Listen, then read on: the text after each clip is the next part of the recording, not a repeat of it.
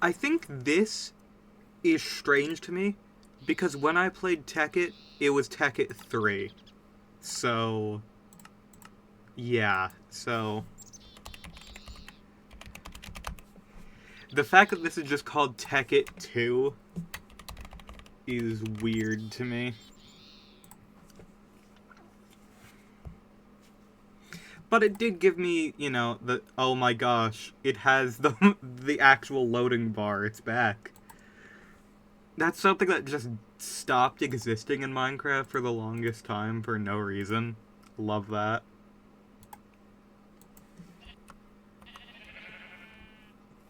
No waypoints exist for this server. Well, that's fine.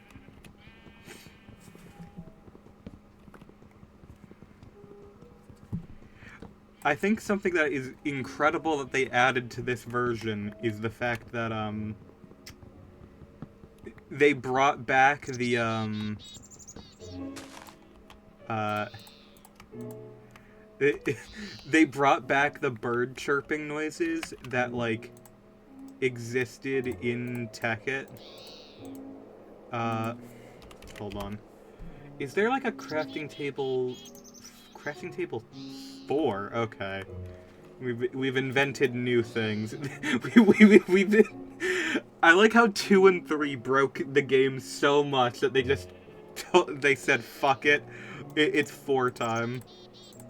Oh my god. Hi Gessapina, welcome. Why is the chat not showing up? Oh, the chat box should be there. Hold on. There it is. Welcome. Welcome in.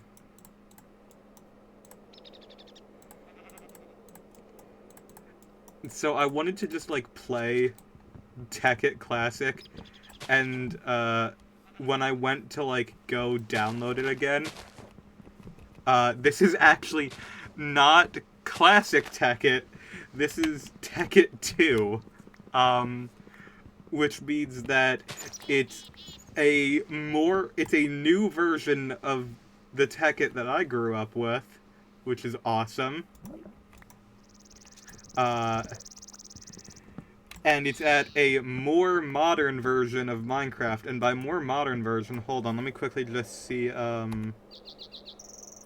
we are at, 1.12, which is probably the last time I actually played Minecraft, to be perfectly honest. What are you?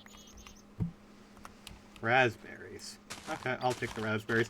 Yeah, I had no idea this was a thing. No one told me about this. That's a wolf. My favorite thing is that in the resource pack screen, it literally just says, oh, you should get, Sphax. And I'm just like, wow, they know that's important. This appears to be a snow hive. Everyone's favorite part of Tekkit, the bees.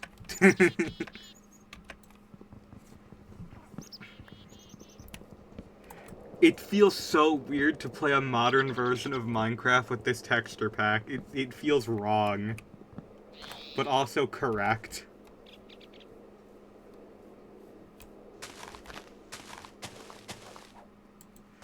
I often forget the Technic Launcher still works. My computer was pretty sure it was a virus, so... we'll see.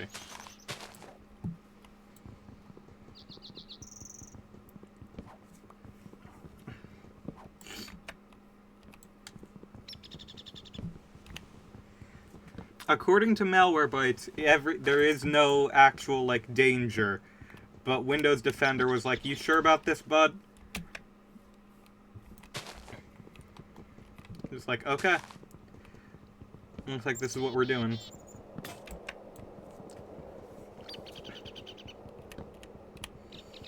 I always forget that it's about the same to just use a frickin' hand to punch wood.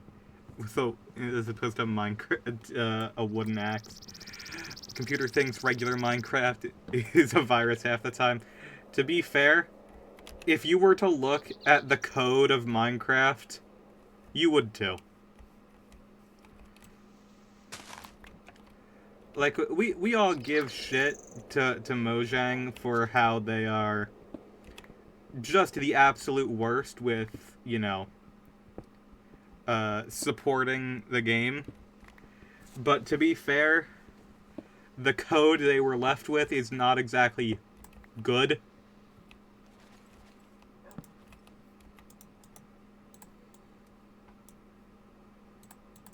Wait, not yet. I need a frickin' stone pickaxe first. It's a Java game programmed by a dumbass? Correct.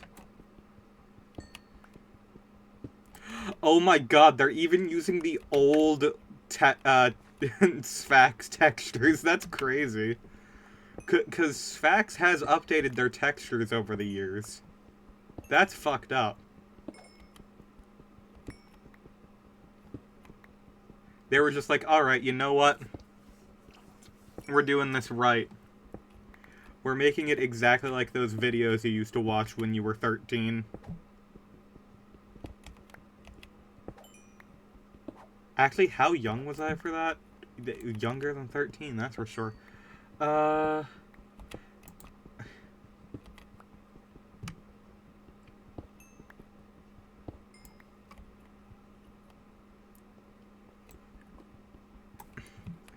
Can't get that yet. But I can get some copper, which will be nice.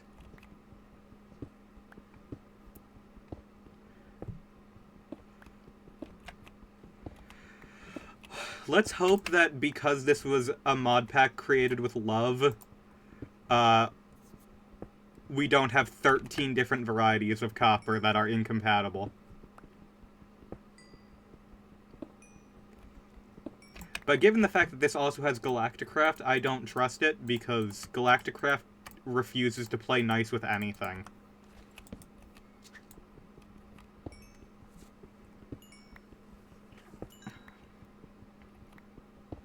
Slowly crafting a mod pack for 1.20.1, because that's what Estrogen mod is. Nice.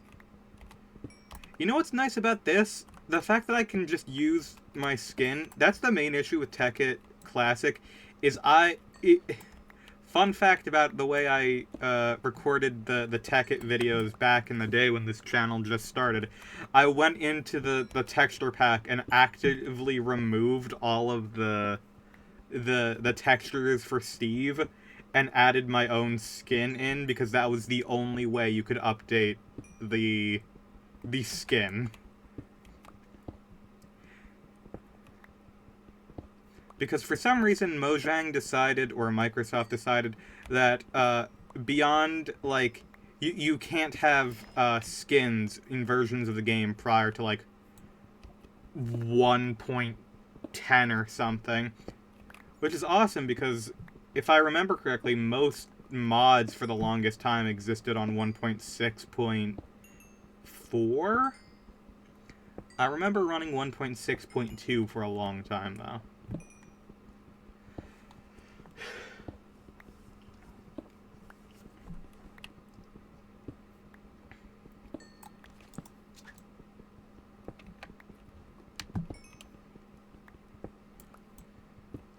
That's dumb, you used to be able to. Nope, not anymore.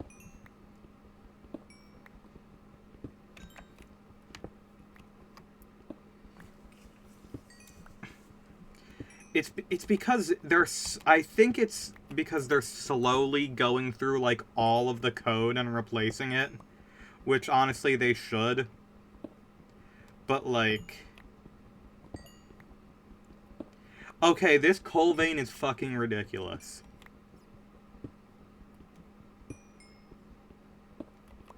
It's just not ending. It's still going. Oh, uranium, hell yeah. That's a lot of EMC. Alternatively, I could actually, you know, go nuclear. Spicy rock, yeah. Spicy rock that can be exchanged for a lot of EMC.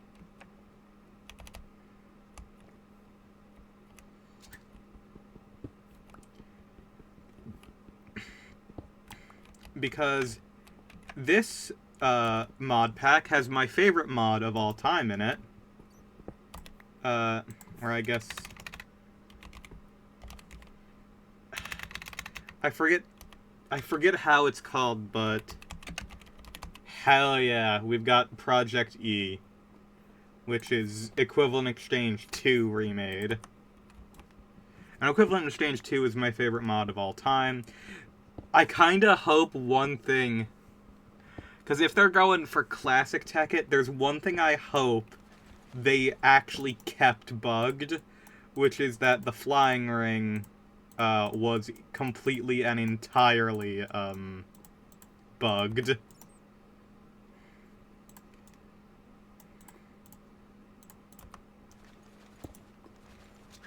I can't even mine the uranium yet. I need... I straight up need to get, what's it called? More iron.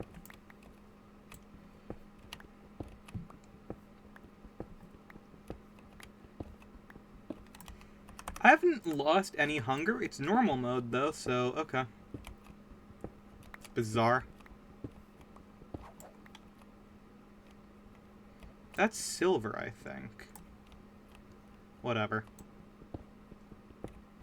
For right now, I think what I'm going to do is I'm just going to, I think I'm going to... God, these textures are so nostalgic. I'm just going to build a little alcove over here. And this is just going to be temporary base of operations. And I'll just mine until I get stuff that I need.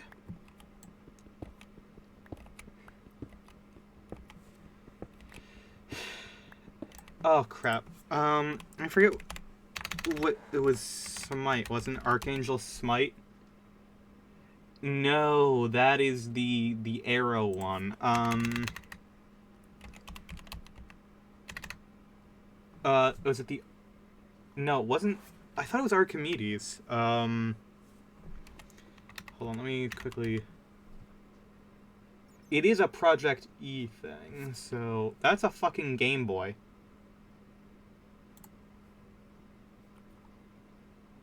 I kinda want to see what the Game Boy does. Okay. Excuse me, why do I have Epic open right now? Okay.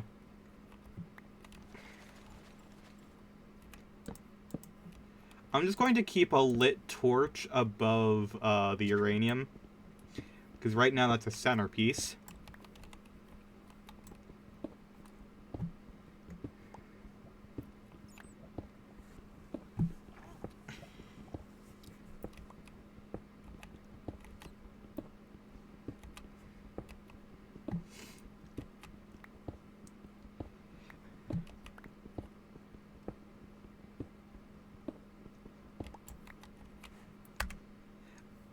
Option... Oh, wait, not that. Waypoints, name...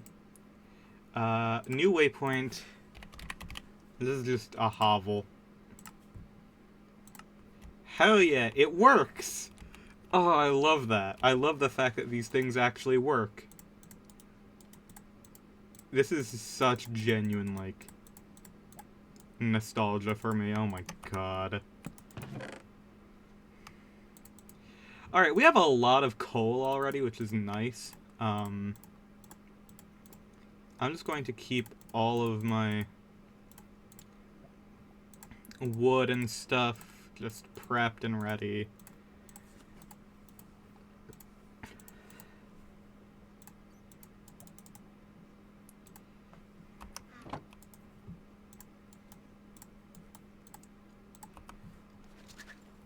I'm just going to... Wait, that's not what I wanted. Okay.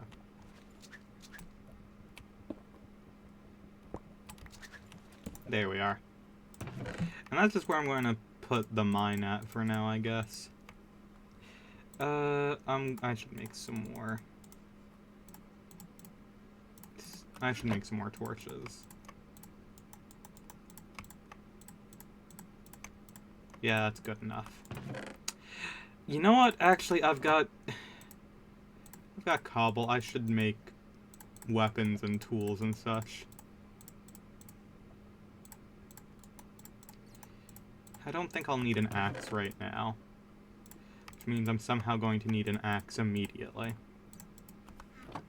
High amount of respect for Tekkit players, because goddamn, I do not have the technical aspect. For me, it's just always been like my favorite mod pack thing. So in my head, I'm just like, oh yeah, this is normal. There are other like modded Minecraft things that like get me like, I'm like, how do you even like, how do you manage to want to do that? Which is basically just the hives in this game. Like, I don't know how you manage to enjoy the bees, but whatever.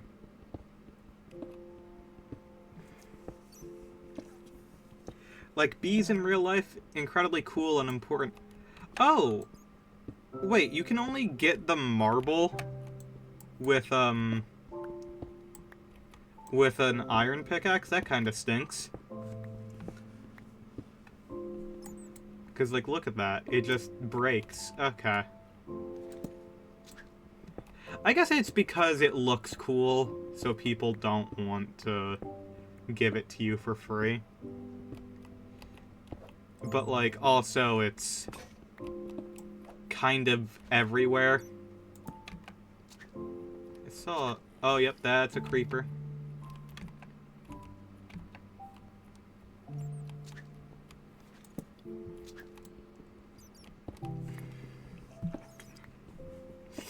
I have more of a playstyle of run around and stab things in their kidneys and take their shit.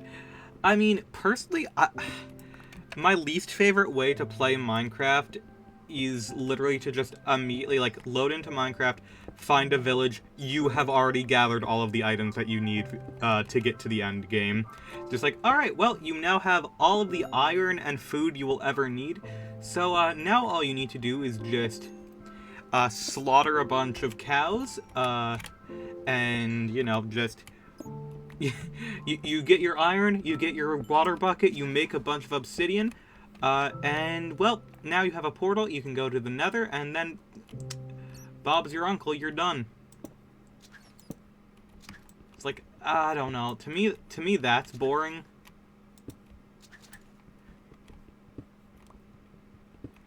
Where I'm just like,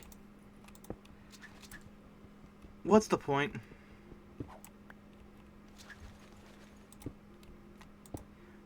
I'm more referring to actual bosses added through mods. That's fair.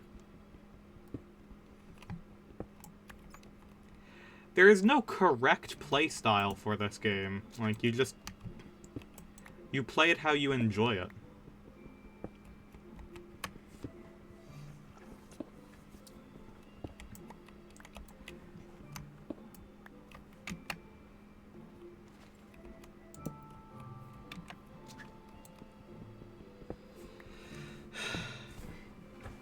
What the hell are you?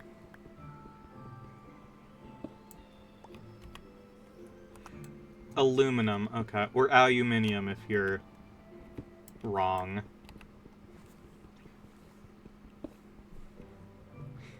I don't think aluminum is, I don't think it's purple in real life, but that's fine.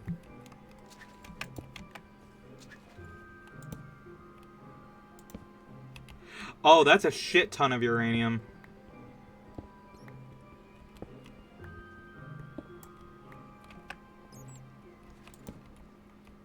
And that's... okay. Well, we're going to have to go get some interesting things. And by that I mean I need to go up, get some fucking wood, or shit. Basically, I just need to go and get a frickin' iron pickaxe, because look at that. That is a lot of EMC right there that we need.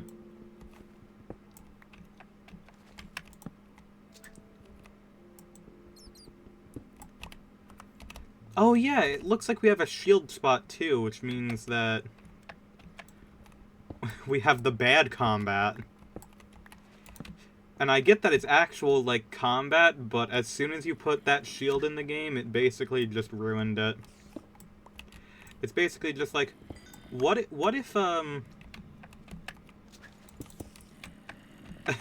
what if you just negated all forms of damage to yourself? Wouldn't that be cool?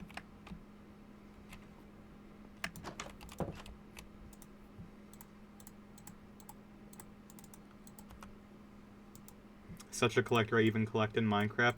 That's real. I get that.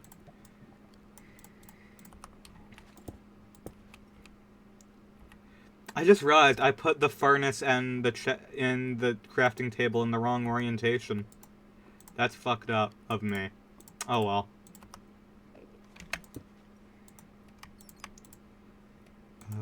It should be... Yeah, 5 of those. And we'll just keep these over here. Oh, we need those. You in there. You're now going to need extra coal. Fuck it. Let's see how many swords there are. There's a lot of swords. Quite a few swords here. Also, my favorite thing is, because emeralds are a thing in this game now, they renamed it. It used to be green sapphire, it's now peridot, which is way better. Green sapphire was, like, my least favorite way they described it. It was just like, really? That's how we're doing this?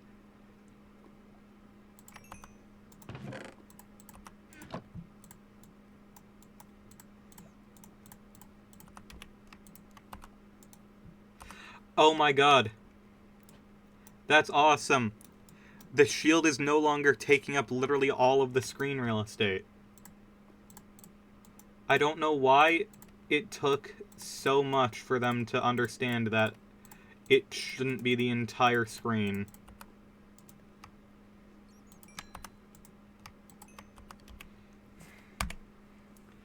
Okay, we need to use this to create, like, copper wire and stuff, I believe.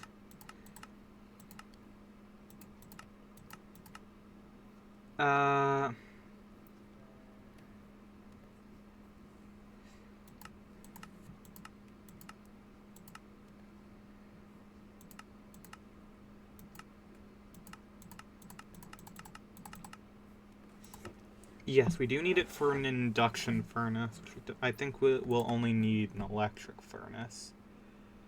Philosophers. Oh, yeah, we're going to need a Philosopher's Stone soon.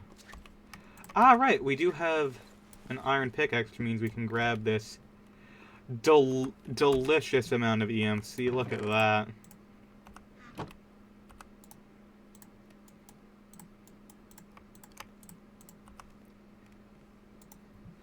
Once I add enough mods, the shield becomes irrelevant. Good. Good timeline right there. Okay, I'm just going to put these in here.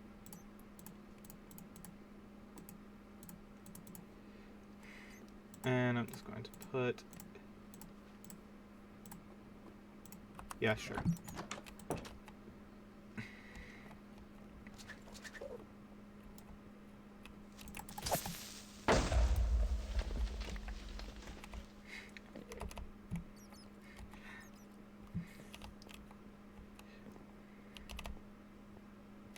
The pillager raiding a village never stood a chance against an M16.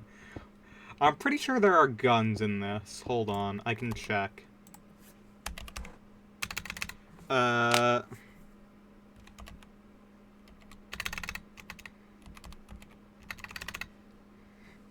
know there's a laser, but that's from, like, mining purposes. I'm pretty sure there's a gun, though.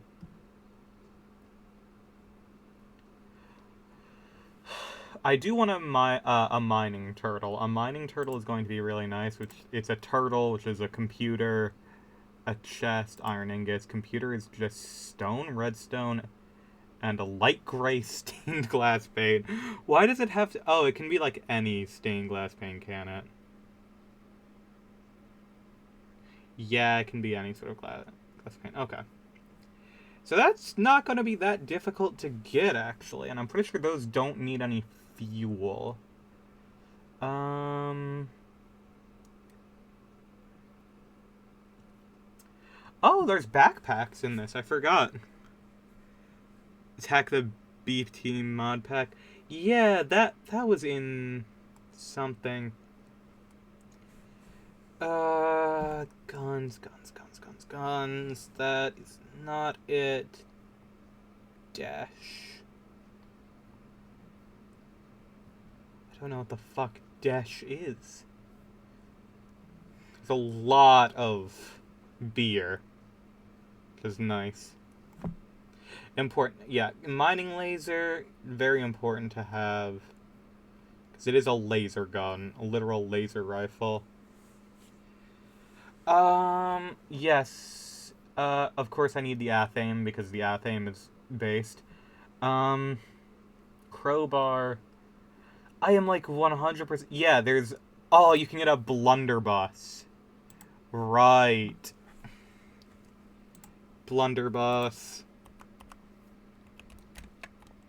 Booze mods are great. Hell yeah. It's basically just like one step below the estrogen mods. Where you're just like, hell yeah. This is a necessary thing for us to have.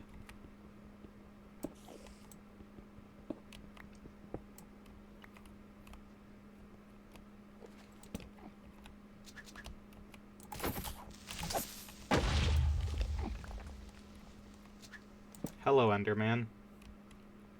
I want to turn my back to you as a sign of trust. Love pirate shotgun? Hell yeah. My introduction to a blunderbuss was the blundergat in Call of Duty Black Ops Zombies. Black Ops 2 Zombies, specifically Alcatraz. And you could pack-a-punch it into the acid gat, which shot acid, to the surprise of no one. That was a really cool one. Now, my question is, this is only one EMC, and yet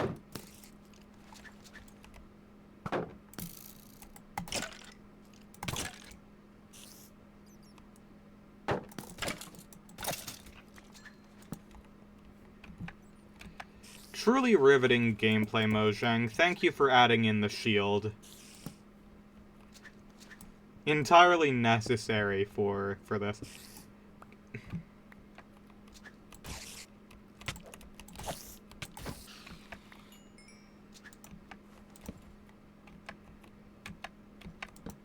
Estrogen mod is so powerful. Integrate the contraption. What is the contraption? Oh god. I say oh god affectionately, but oh god. What is the contraption?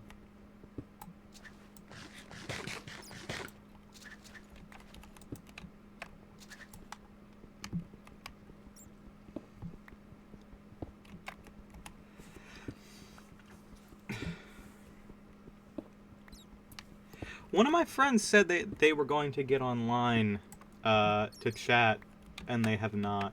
Hold on. I'm gonna check with them real quick and see where they are.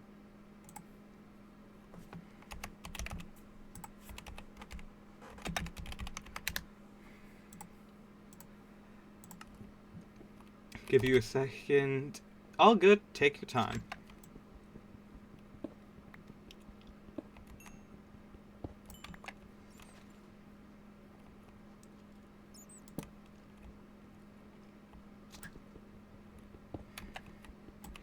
So, why does Marble take an iron pickaxe to mine if it's one EMC? It's literally the same as dirt.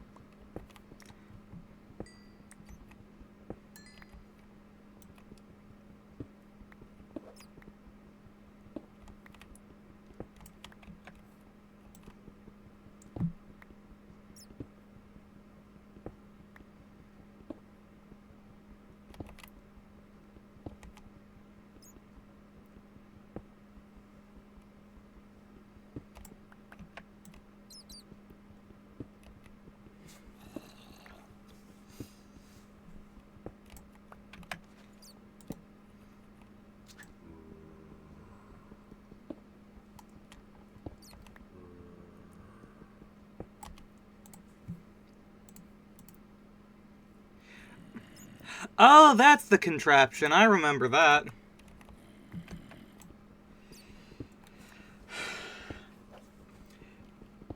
Just a nightmare. I'm not even sure what to describe it other than a nightmare of, like, biblical proportions. What were the the anti-industrial people, the Sluttites or whatever?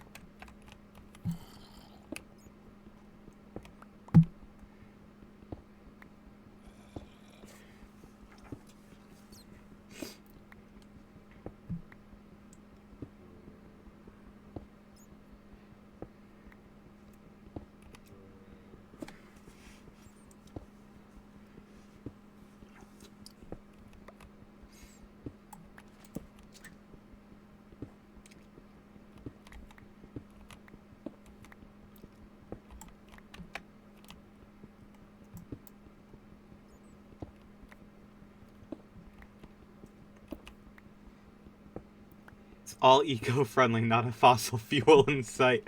I don't think that was their complaint. I think it was just the fact that you were making an affront to God.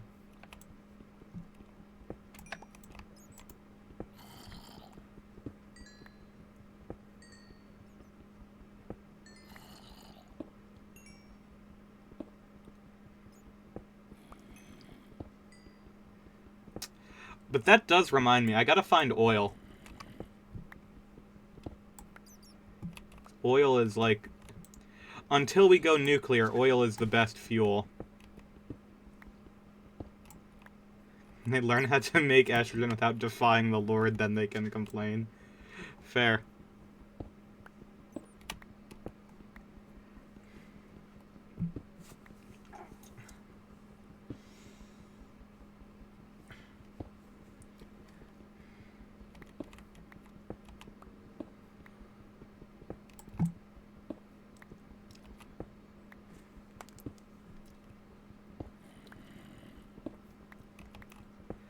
I wonder if using Parsec would allow you to, like, LAN into this. I wonder. But that would give away my IP address, so we're not going to think about that right now.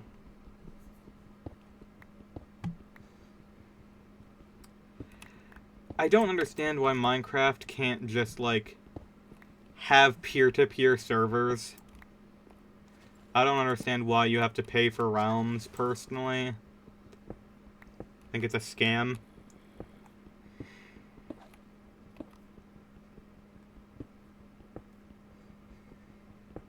Yeah, so you can so they can make you pay for them. That is literally the entire reason, I'm pretty sure.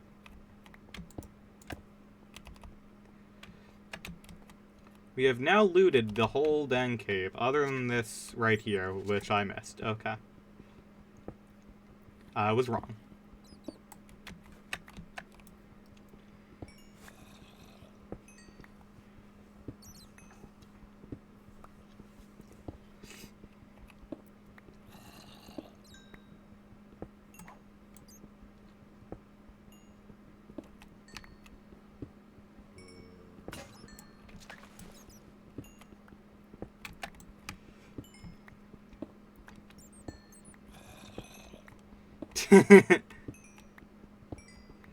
Probably not.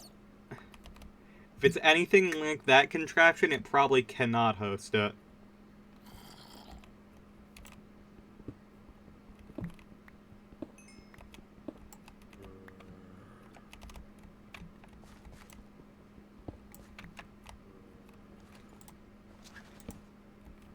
Yeah, this is the end of the cave, which means that we're just going to head back up, smelt all of our stuff down until it's into its base elements, and then we're just going to dig pretty much just straight down.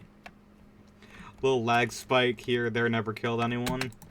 Tell that to John F. Kennedy.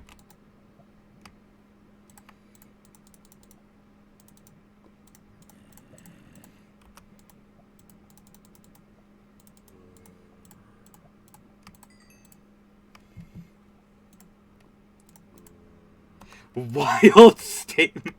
How is that a wild statement?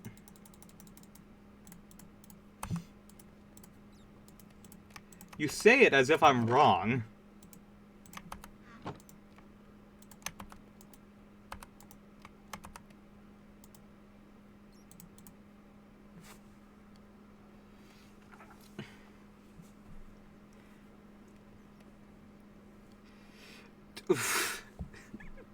I don't know if you should say that. I think you should delete that message. I feel like that's a... I feel like that one might not be a kosher statement.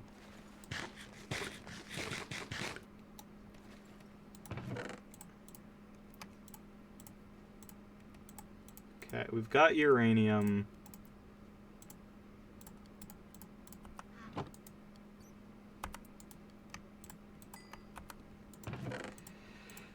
Okay.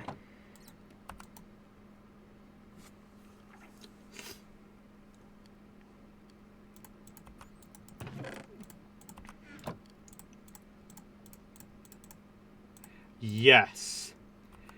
1 attack damage except to Enderman, I believe. Enderman, I believe it does a whole bunch, too.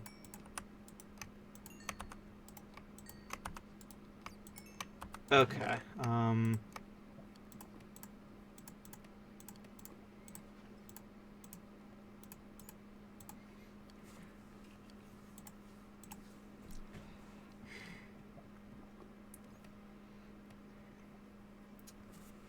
so right now, what should we be focused on making?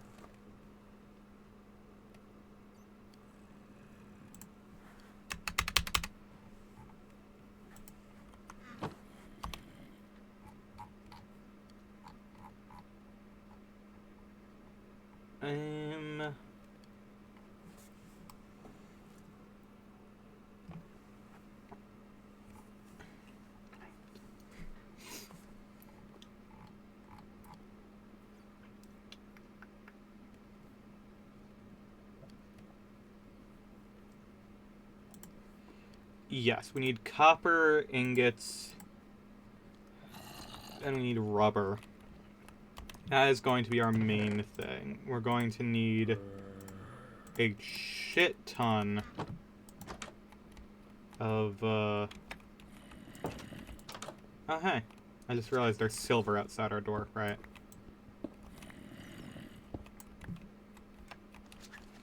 Should also probably...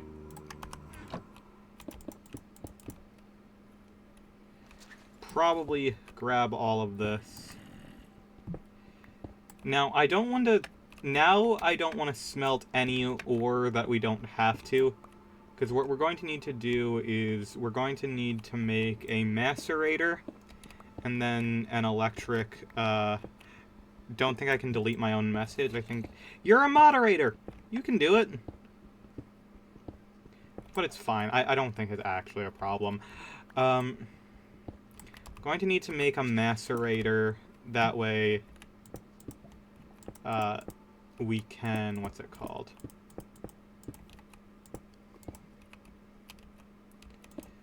Make it so that we basically double the intake of every ore that we get.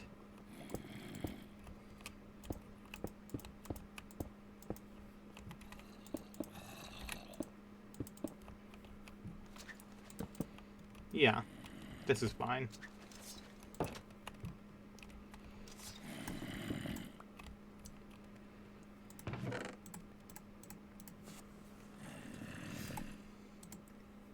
Our next focus is going to be counterpoint embarrassment of a moderator. Nah. In all fairness, I am too, because I don't even have Twitch open right now. I have literally just, ever since you started sniping out any of the bots, literally just, stone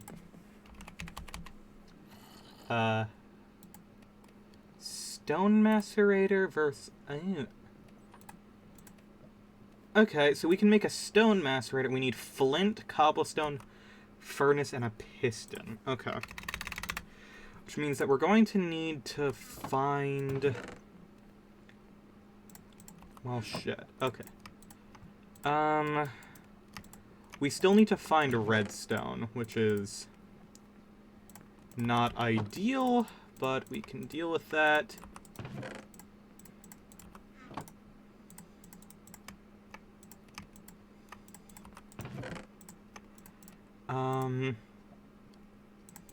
The iron.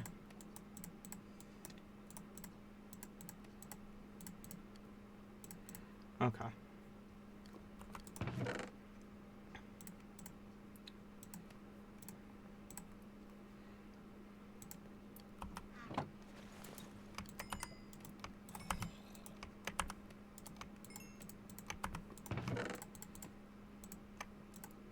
Okay. Mod and more active chats. Absolutely jack shit. That's fine. You don't have to worry about that. Okay. Is it? Okay, it's morning now. That's good. So we're going to need more wood.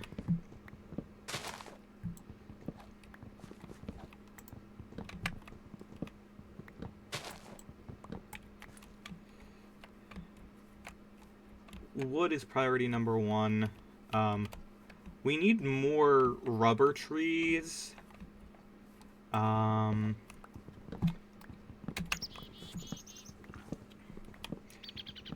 Because getting...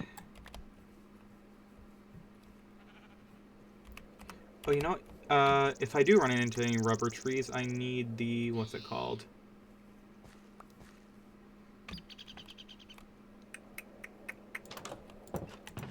Need the tree tap. Oh,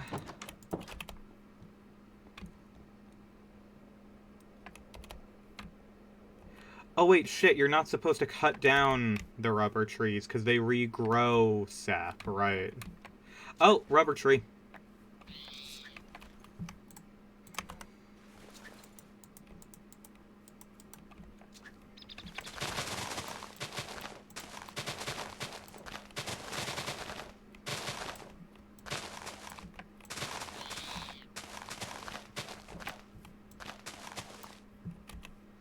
Okay, we do have some rubber tree saplings now. That's awesome. Got more sap.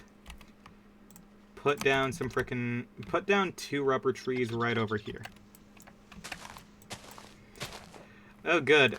Just what you need. Artillery.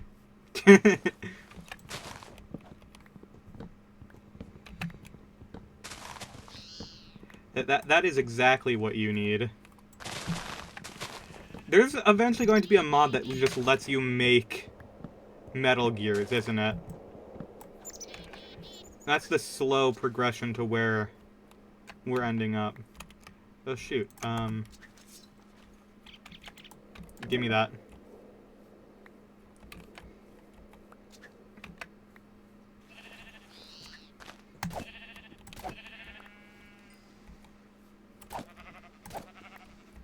Do you need a bed? I only have 2 wool. Quickly just grab poppies, make a rose red. I love the fact that it's called rose red, despite the fact roses no longer exist in this game. You call it steamed ham, despite the fact it is obviously grilled.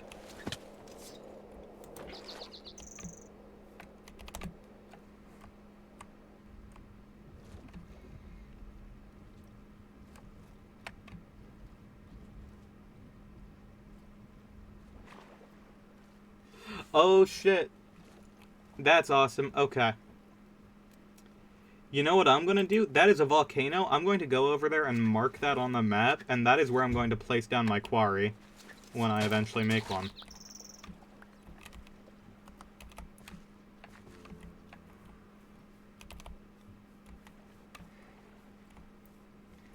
Because getting some basalt would be absolutely awesome.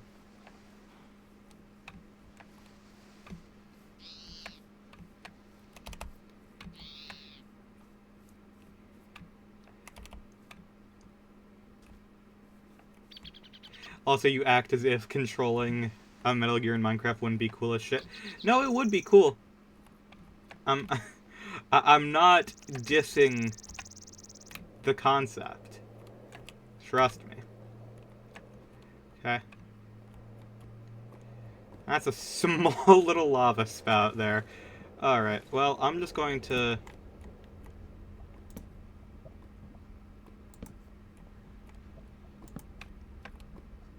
I need to now label new waypoint. Color should be orange. Done. Okay. Wait. You can just teleport to waypoints? That's fucked up. I don't think I'm going to do that very much. I'll be for real.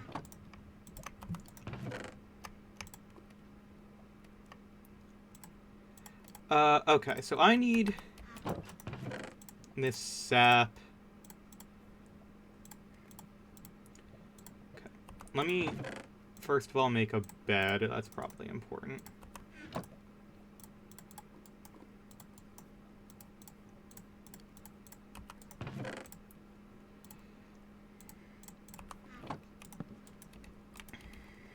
Twilight Force will know the power of the military-industrial complex, as it should. Now, let's just,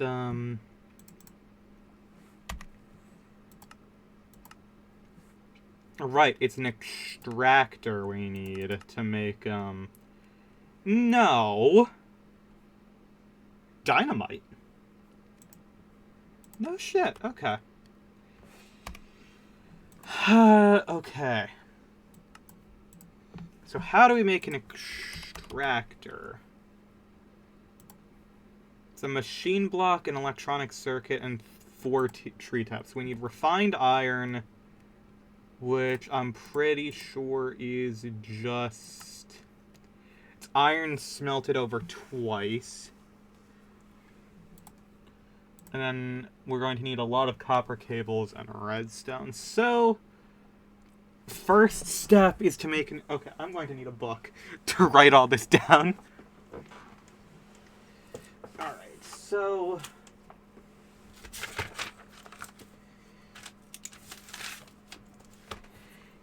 Extractor... Oh, and then we're going to need an extractor, a macerator, an electric furnace, yes.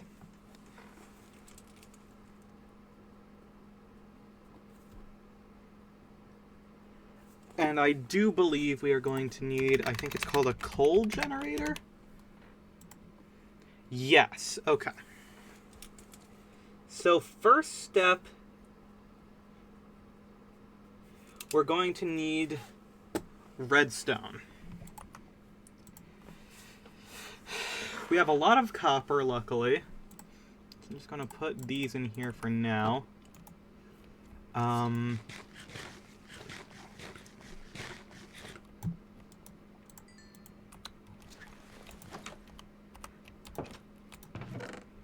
Give me a moment. I'm just going to grab some frickin', I'm just going to grab some wood for the road just to have. And then I'm just going to frickin',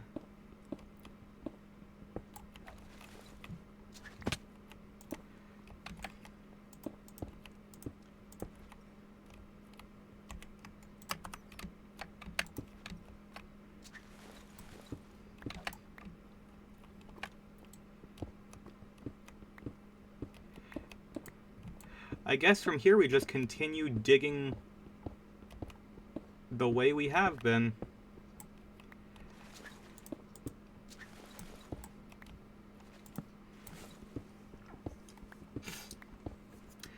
I think bringing guns into the Aether, or bringing in a Metal Gear into the Aether would be like... that is definitely a crime against God.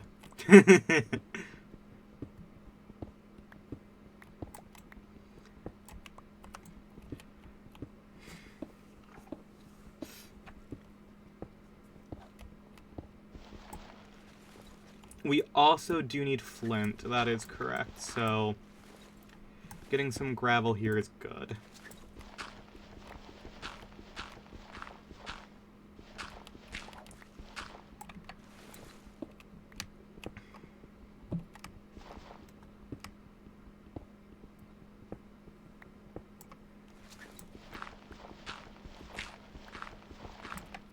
I forget. I think it's flint and charcoal to make the first alchemic dust. Hold on.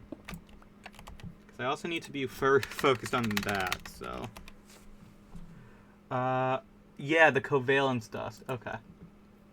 It's cobblestone and charcoal. Okay, never mind. And then redstone and iron, and then diamond and coal. Okay.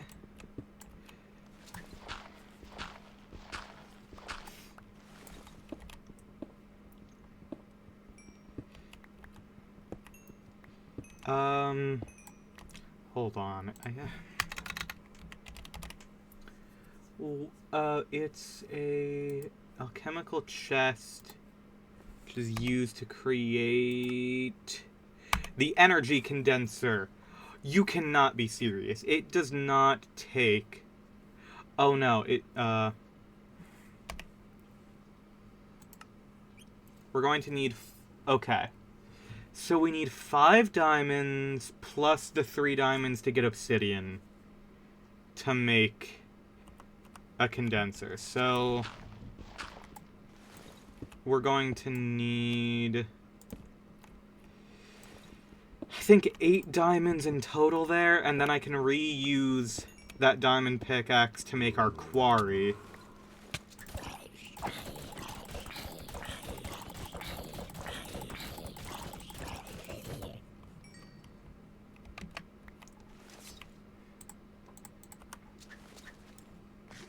Nuclear, yeah, of course.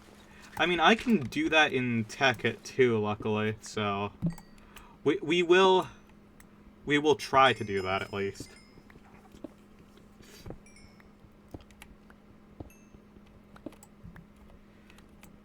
Can I make copper armor?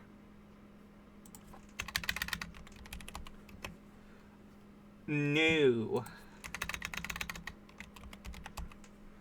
I can make bronze stuff, though, and bronze, I'm pretty sure, is just... it's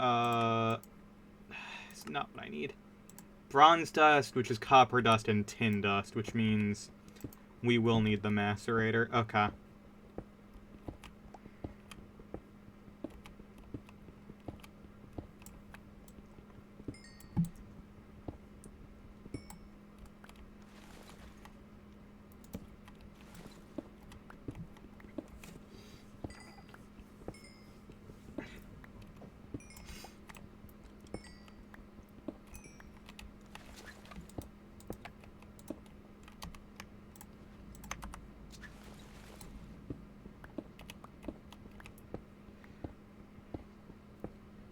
Now, I believe it's layer 13 we want to get to for mining purposes.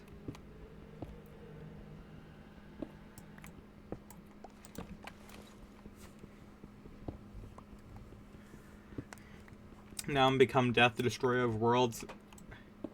That was Ronald McDonald making the McDouble.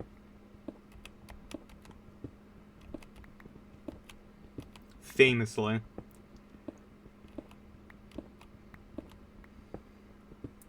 Also, of course, added gambling.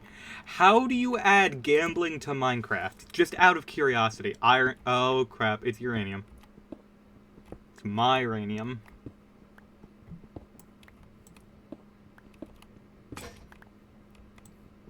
Layer 13. This is where we want to be. So I'm just going to do that.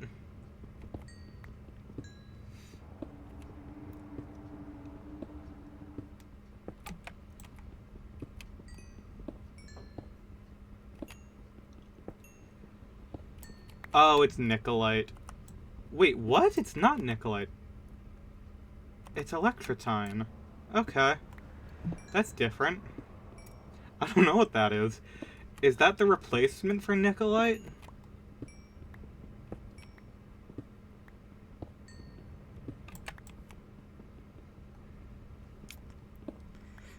slot machines? Okay. Hold on, let me see.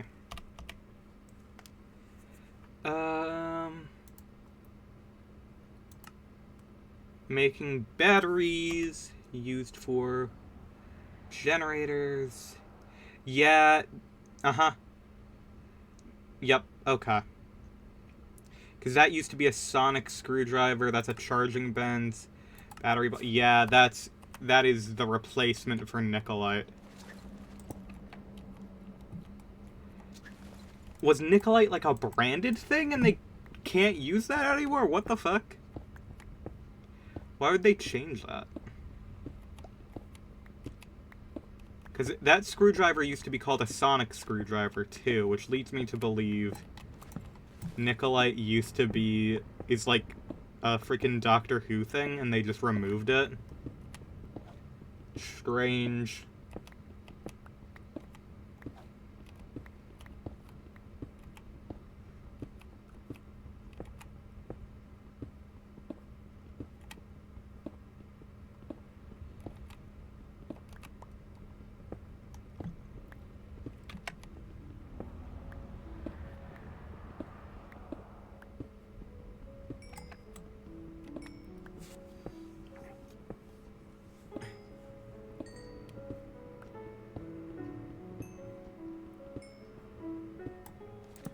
Oh my gosh.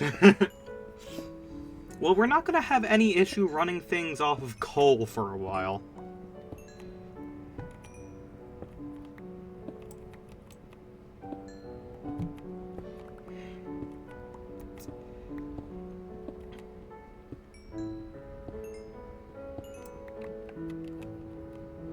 The only thing I see for Nikolite is the Tekkit wiki, so I don't know. Strange.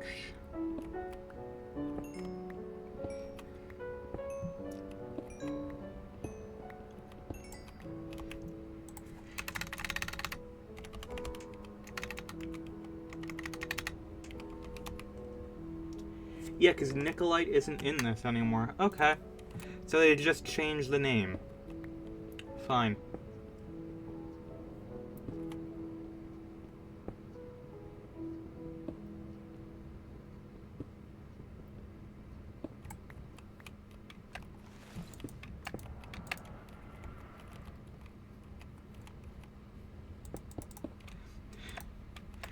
Much like the real Minecraft devs, they just make changes in order to fit a spreadsheet.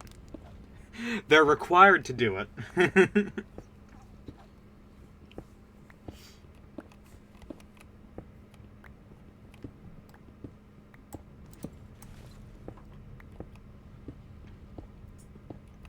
Real-life chemistry to Minecraft. Christ. I mean, you could just add that in accordance with your Breaking Bad mod. That way you can have a full Breaking Bad roleplay where you play as actual chemistry teacher Walter White.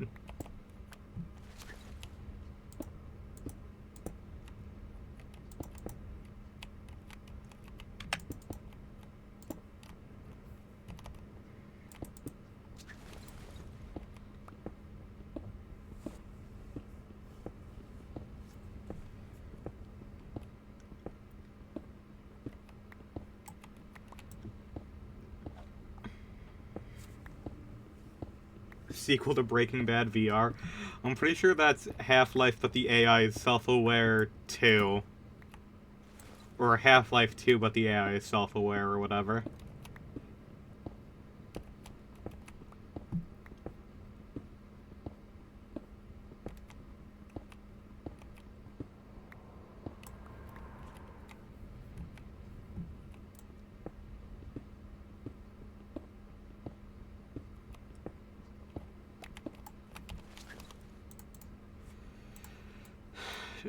Do.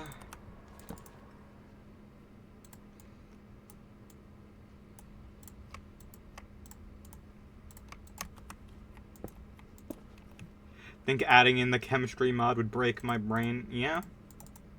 I don't doubt it. It would break mine. That's for sure. I was never a science major.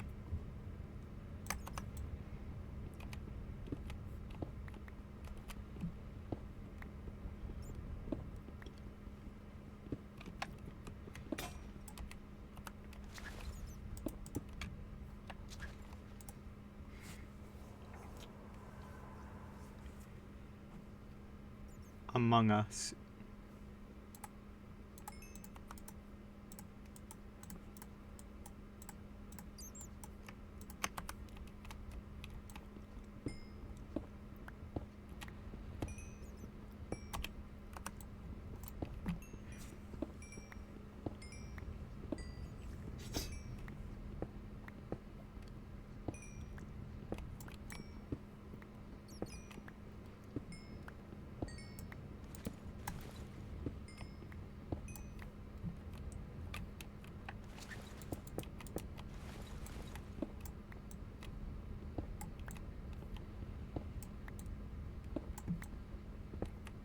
This is a trap.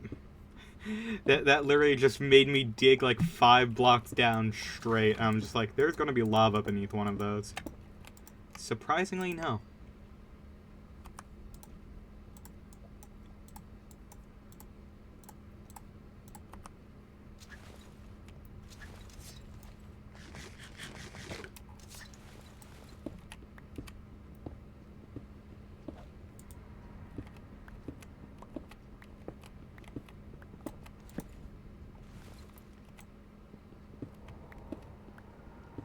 Remember, like, the tornado mod that added in, like, tornadoes and shit? Like, a whole bunch of different, like, natural disasters?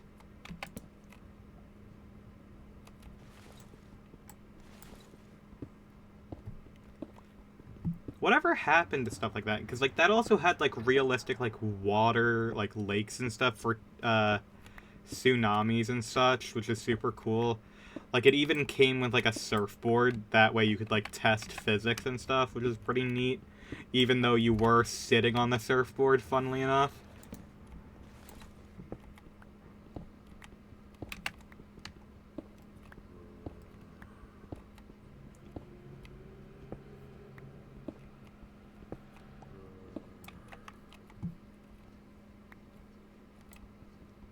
Huh. If they're working on a modern version of it, that's pretty cool.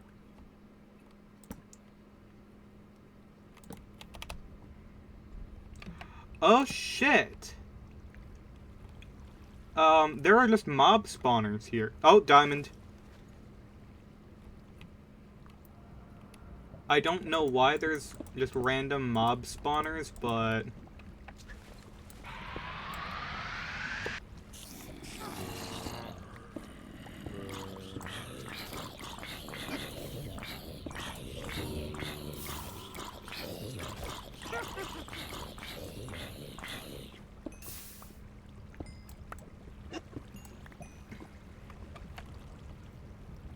There's gold here as well.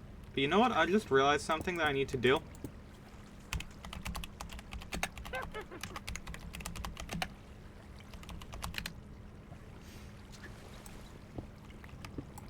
Just in case of emergency.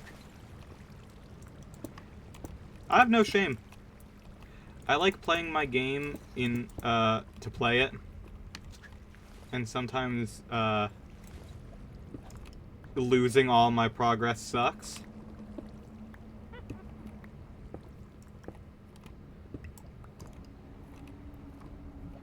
Okay, please tell me... We need 8, so we need the largest vein of diamonds we can find. That was 6, okay.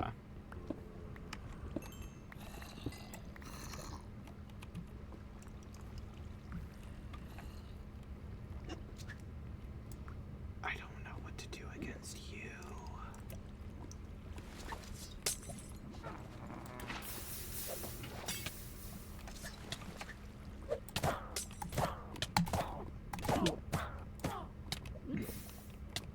Into the drink with ye.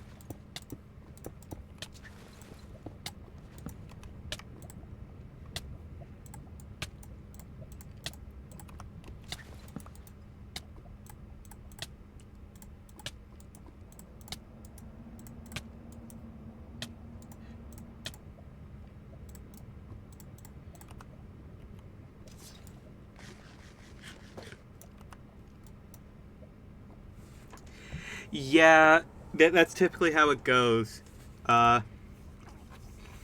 with how the game updated, a lot of times things would break entirely. It was famous, like, when the Yogscast updated their Tekkit server with one patch, like, all of the pipes and stuff just became sand, and they were like, welp. That's a lot of fun for us.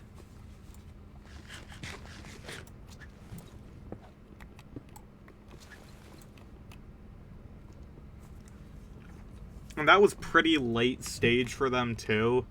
So it was just like, well, we have a lot of stuff to replace on this server.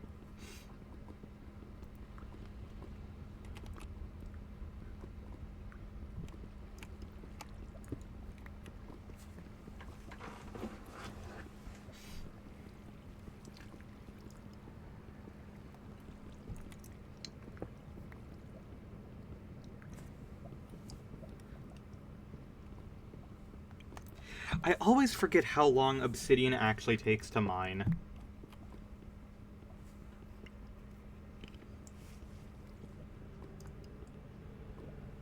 Like, this is just ridiculous.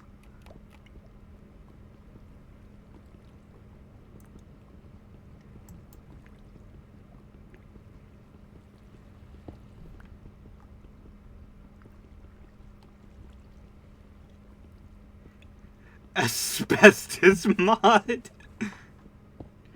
Why do you have... Okay. Why do you have an asbestos mod?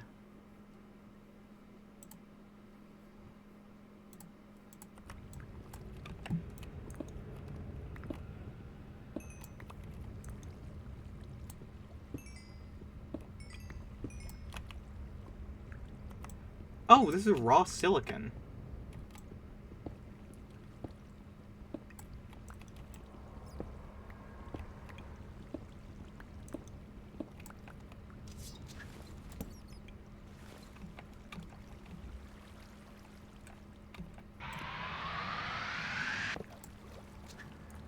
Hmm.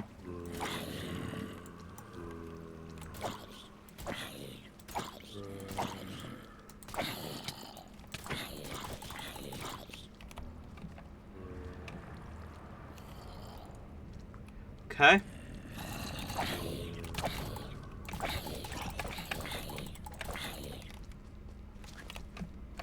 Idea.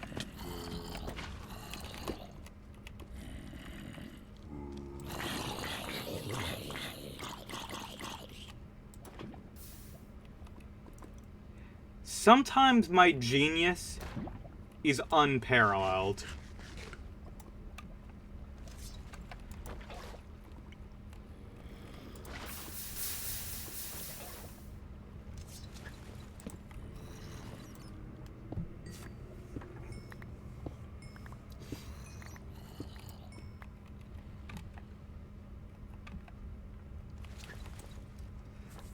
Like, did you see that? That was perfection.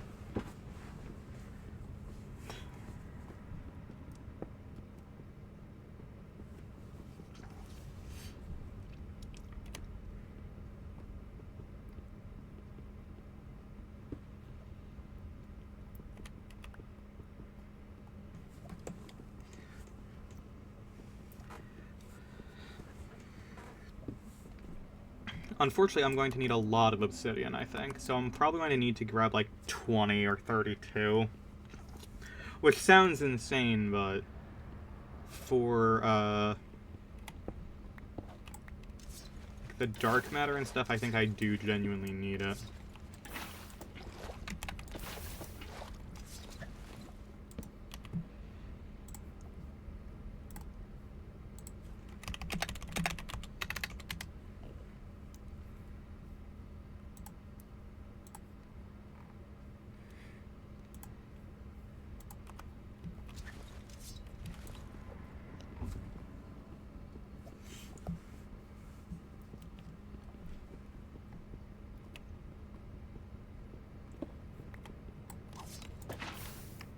Okay,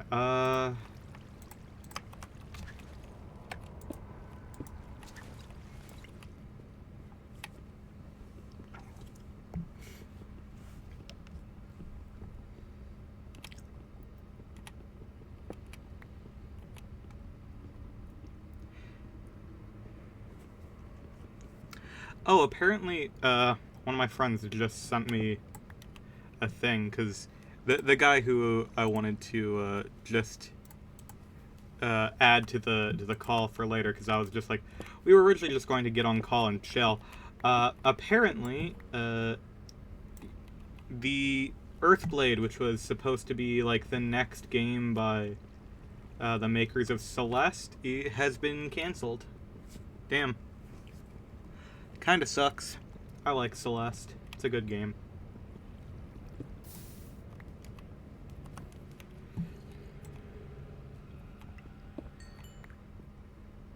F in chat. Yeah. For real, for real.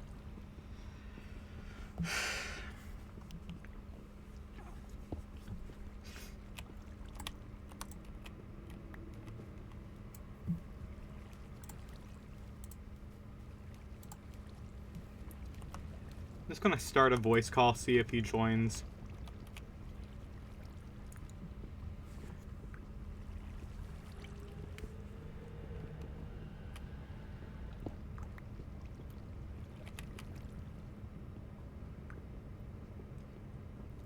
Does not look like they are joining. That's fine, though. Oh, no, they're here now. By the way, I am streaming, because I found out that there's a remake of Tekkit, and it's, like, official, and I was just like, damn. I gotta at least try it. It's just called Tekkit 2, which I think is funny because, when I played... Wasn't that basically what Volts was? Yeah. Well, no, that was more, what was it called? Shit.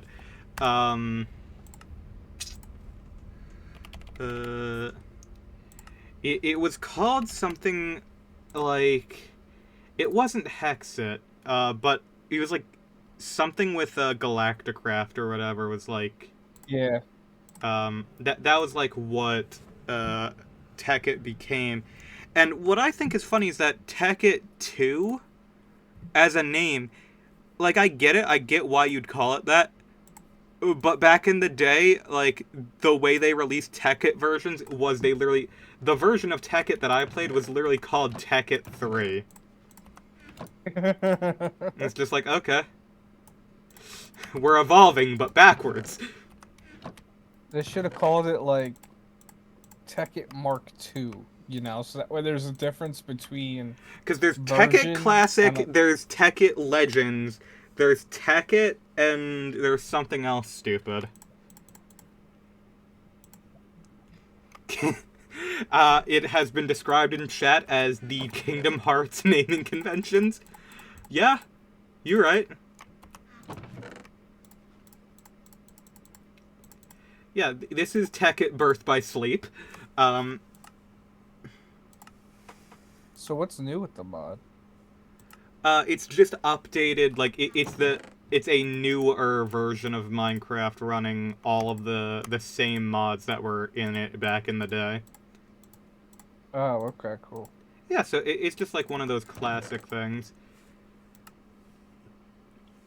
Tekkit 347 over 4 divided by 2, yeah.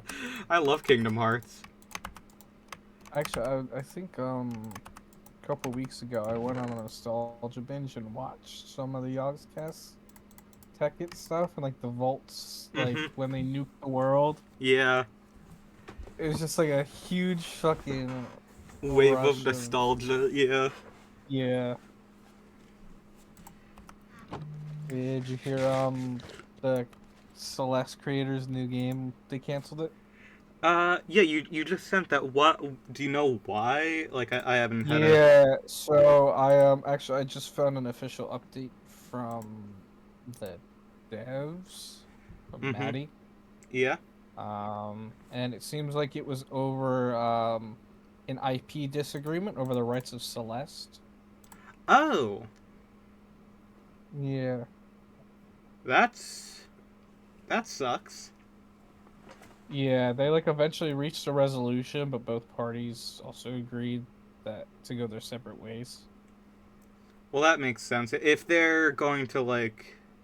Yeah, and when it was like the three of them working on it, it was, like, Maddie, somebody named Noel, somebody named Pedro.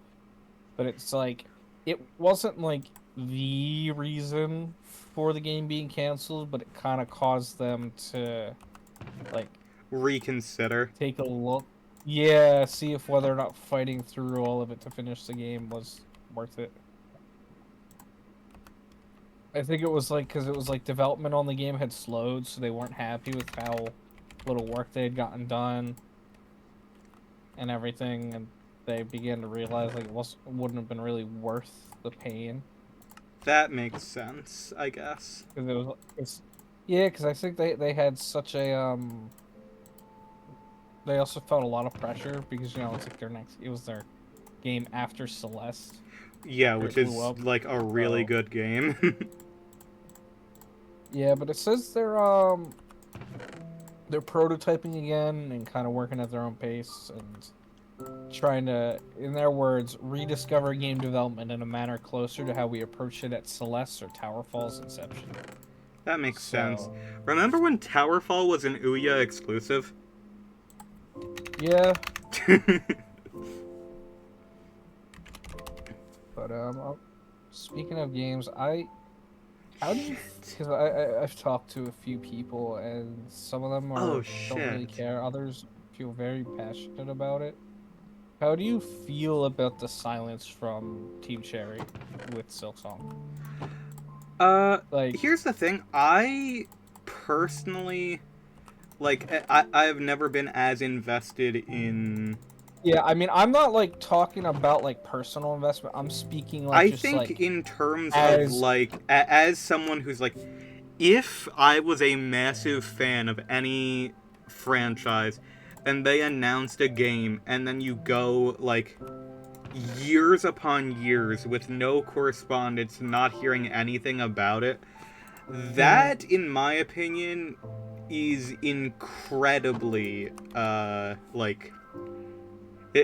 is something, like, incredibly amateur, and it makes you feel incredibly bad. Yeah, like, my thing, right, is it's like, I'm of the mind that whenever the game is done, it's done. Like, I'm not picky about when it comes out. My thing is, and I'm not saying, because, like, some people say, oh, they owe it to the community to say something. I wouldn't go that far.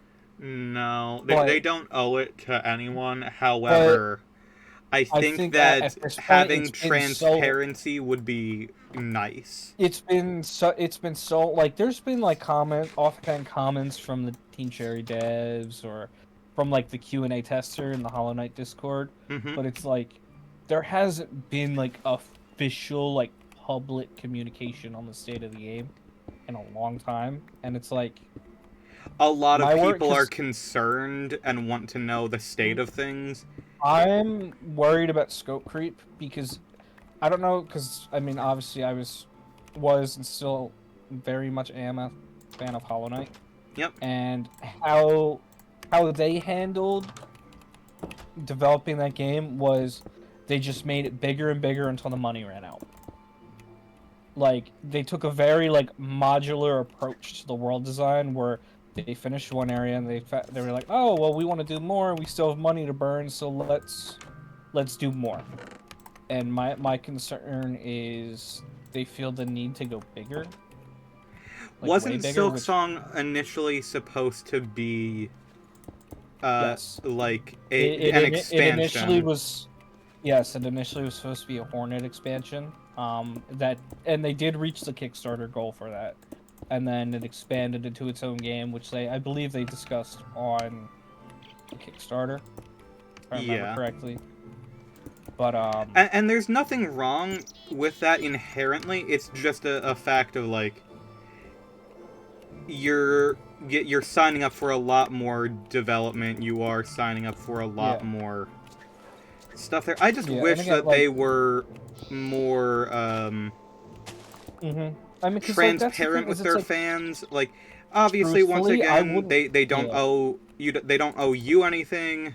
But at the same time, it would be nice to have some notice. Honestly, I mean, like, don't get me wrong, I'm not, like, butthurt or anything. I really don't care either way. I just think it would be in their best interests, if nothing else. But And don't get me wrong, they're not the marketing guys, so it's not like they see all the crying and everything day to day, but it's like, if nothing else, I think it would be in their best interest to give an update on the game, Yep. just to kind of shut people up and let them work at their own pace. Yeah, just something as simple as, hey, the game has expanded in scope and we want to deliver something really nice to you.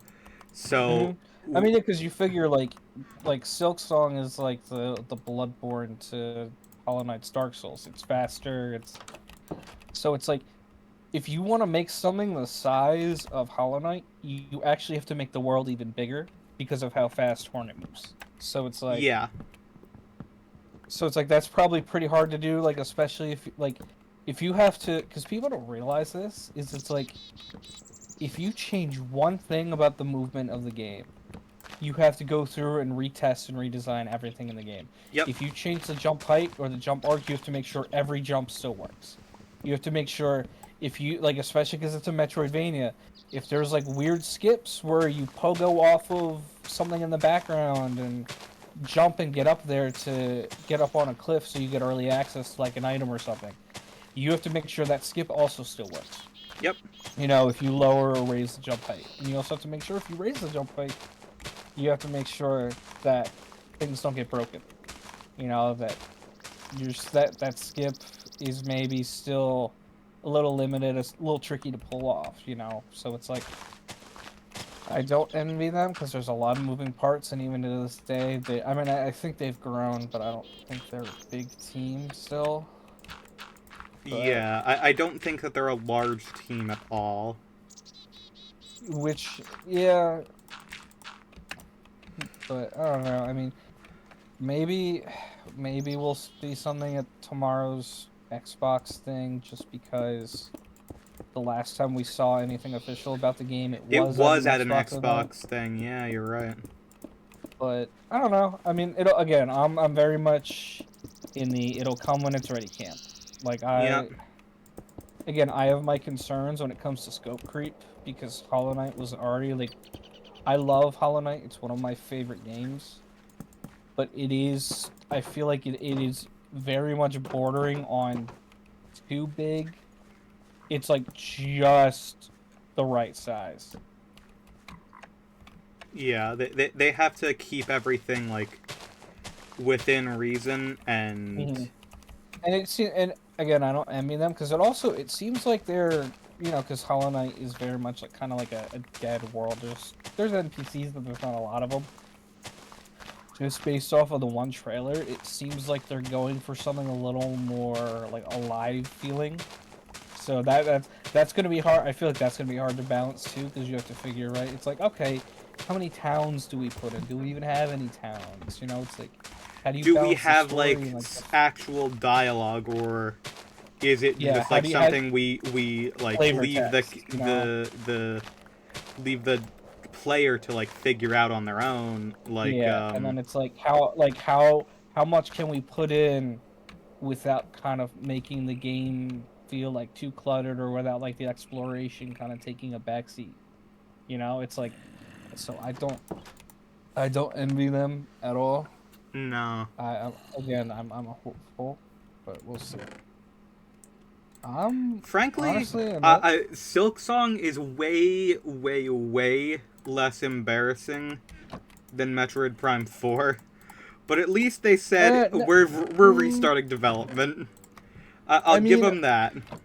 the only reason the Prime 4 wait has been so long is because it was developed and then Scrap. rebooted and moved to a new studio. Like, if it was with Retro to begin with, we would have probably seen more of it already, let alone probably be playing it. You know? Yeah. Like, if you look at just the Retro timeline, like when it was reset and given to them, it hasn't been in development that long for them. It's like typical, like, AAA dev cycle. But Typical AAA dev cycle. 1 year. Thank you, Crunch. yeah, when was that rebooted? Or at least when was it announced that it was rebooted? Because didn't the the reboot announcement come after, like, a year after it had been rebooted. That way they knew that, like, they were sticking with it. Yeah, because it was like, I think the rumor was they had Bandai Namco developing it and they weren't happy with it. And I okay, wonder it why. was yeah, okay, so it was January 2019 was when it was rebooted. Damn. Okay, so And you 2 years figure, into the Switch life. That's really not that bad. especially when you consider they were probably working on Metroid Prime Remastered in the meantime, as a way, Yeah. as like kind of like a, I I I don't know if It it's was a true, but I think prototype, like how Wind Waker I HD and Twilight Princess HD were prototypes for Breath of the Wild. yeah, Like testing if anything, engines. sort of. I believe actually, I don't know if it's true, but I believe the Prime Remaster was how they got the gig to begin with. Interesting. I think what it was I think they presented a demo to Satoru Nintendo with a Iwata. remake of the tutorial area, and I think they were like I think Nintendo was impressed, so they asked them to do like a full remake, and that kind of got them the gig for Prime 4. I think if I remember correctly, that's what it was. I So wouldn't yeah, so doubt you that. That figure sounds if they about got right. like if they got the project in, let's say like if the announcement was 2019, let's say they got it late 2018. Because Hmm. remember, they still had the Tropical Freeze port, which I mean, granted, it's a port. It's not like making a whole new game, but like they still had to update their tools to be compatible with the Switch and Yeah. everything like that. But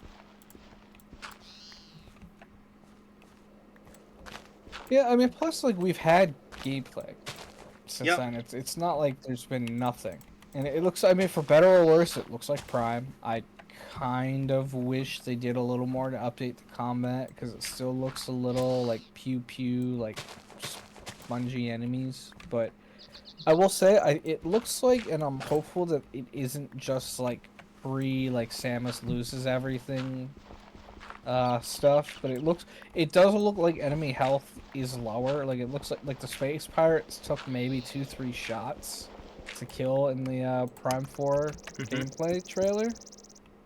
In OG Prime, it's like you gotta like it's probably like 10 shots or some shit. It's like Oof. they are like in enemies in general in Prime are insane. Which is to be fair, you know, it's literally just a 3D version of Metroid. You know, Yeah. so it's like it kind of adapted it 1-to-1, and the gunplay isn't the focus, so I'm not too worried about it as long as they give me a good experience. But I wouldn't complain if the enemies were less spongy. Makes sense to me. I don't know. That's why I don't really like hard modes in games because it's like it does. It's So not many actually times hard harder. It's modes are just nothing but just damage sponge modes. Yeah. it's like it doesn't feel any more compelling. It's just it feels like it's wasting my time. Yes. Correct.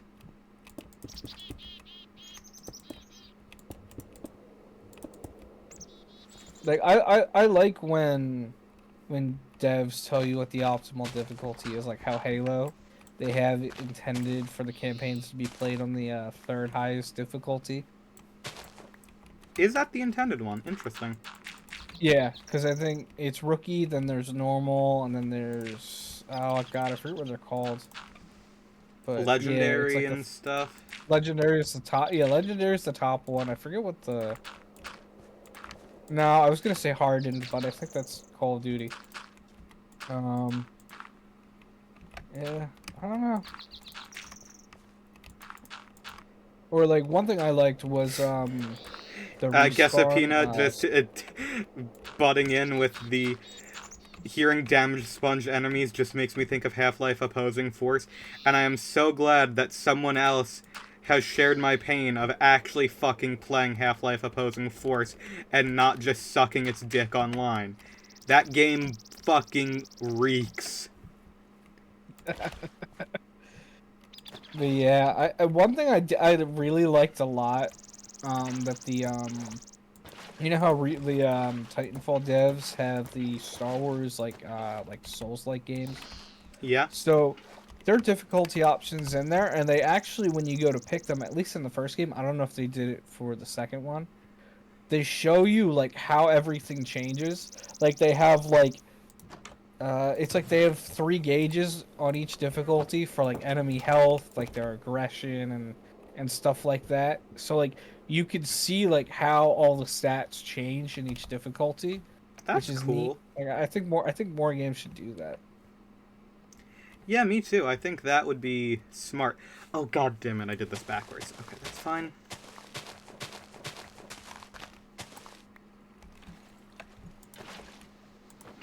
Yeah, because you know it's like a Souls like, so at least for the combat.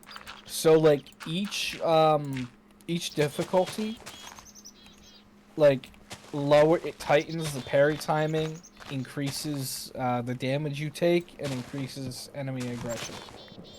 I shouldn't need Uh, 50 machine gun bullets to kill one alien in normal mode.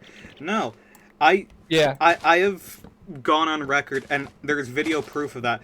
I genuinely thought that there was something wrong with my ending boss fight in opposing force, because it does 0 damage to you, but it feels like you're doing 0 damage to it. And I'm just like, I at that point I had just cheated in all of the best weapons in the entire game, so I would just have the best, like, all the ammo, all the everything, and I swear to you, like, it just ate everything. I do the Not same even the shit. fucking glue-on gun could stop it. I'm just like, that gun's entire purpose is to just shred things and turn them into gibs immediately. That is its Yeah. purpose. Like It I can't uses a lie. shit Like ton of ammo, but it gets the job done, and it was not getting the job done. yeah, like truthfully, like I'm not afraid to admit it if a game gives me difficulty options, unless the game straight up tells me, "Hey, this is the optimal difficulty." I am picking normal mode. The only time that I will ever pick a hard difficulty is if the true ending is locked behind that difficulty. And in my opinion, if you do that, you are a dickhead. Like, just Hmm. in general, of just like, really? Why even bother having the other modes at that point? Yeah, Like, that is that's so something much I'm of a glad go to. fuck That's yourself something. moment of game That's something. development. That's something I'm glad to see games kind of move away from. Yeah. Straight up, like, that shit is bullshit.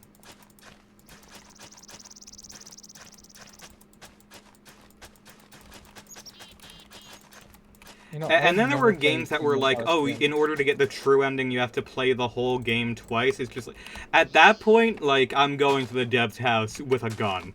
Like, you Hmm. that is not making a game. It's weird because everybody talks who hasn't played Near Automata is like, oh yeah, you got to play the game 3 times to get the end of the game. It's like, no, you don't. Isn't it multiple You just different, like, routes is the thing? so there are different like sub endings. Like a lot of them are joke endings that you get. Like you get one because you know you're an android. You get one if you catch a fish and you eat it and you die. That's with the joke endings, it's like credits roll, but they roll really fast, and you just reboot your save, and it shows you have that ending. Mm-hmm. It's actually so how the game handles it is they treats it at ending, but actually what it is the game is split into 3 parts. So Oh.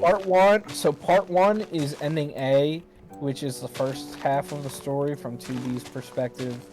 Ending B is the same half of the story from 9S's perspective, where you get a little bit extra lore and you get to see like him like digging around like In the mud. code and programs and stuff. And then Building a sandcastle. yeah, and then from there, I believe if I remember correctly, it's endings C, D, and E are where you have the different endings you can choose from. And then endings F to Z are all like the joke endings or like the secret shit. Yeah, I hate when people describe it as you have to beat the game 3 times. You don't. It's more like when you watch a show and the credits roll at the end of the episode and you just move on to the next episode. Like that's what it is. Yeah, it's like when you play like the Half-Life 2 expansions, you're not playing different games, you're playing DLC for Half-Life. Like it's just another part Yeah. of the story. Yeah.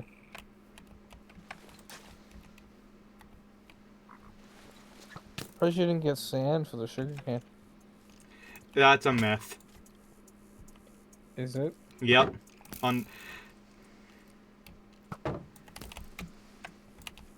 it it's fucked up to know, but sand is not beneficial to sugarcane growth. It's the same. In fact, uh it growing on sugarcane came later. Originally, it couldn't even be planted on sugarcane. It just naturally spawned Right. on top of it. And people got into their mind of like, oh, if it naturally spawns on sand, it grows faster. And so that's where the myth originated. I'm going to be right back. I need to use the bathroom. Alrighty.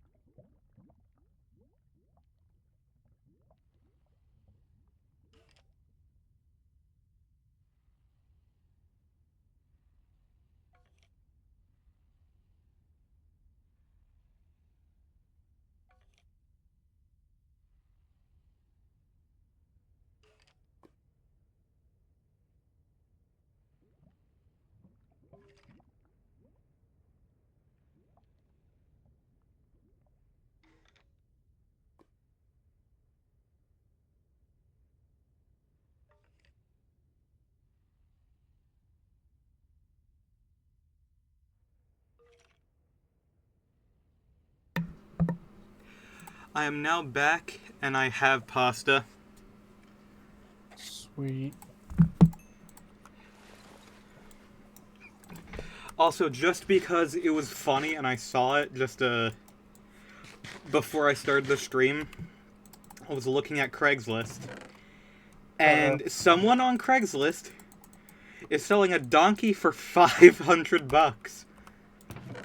I feel like that's a good price for a donkey. Is it? I don't know. I haven't looked into the I haven't donkeys. looked into the prices of donkeys, but, like, that's at least, like, a 90s Honda Civic right there. Mm-hmm.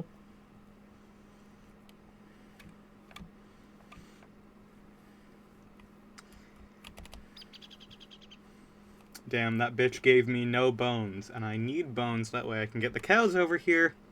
That way I can get a reliable source of food. I have one bone.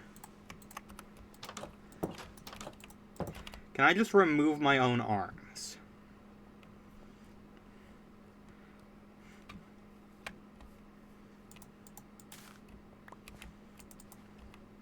Well, I have one wheat. That'll be enough to at least drag them over with.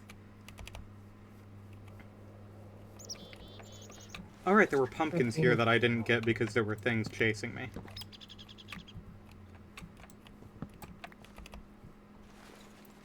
That will be useful for the Iron Golem army.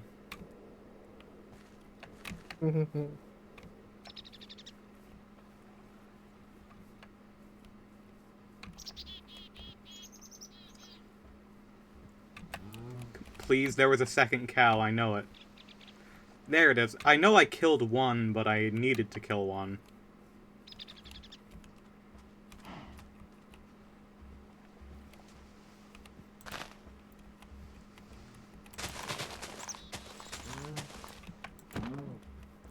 Damn it. I was just trying to break the grass.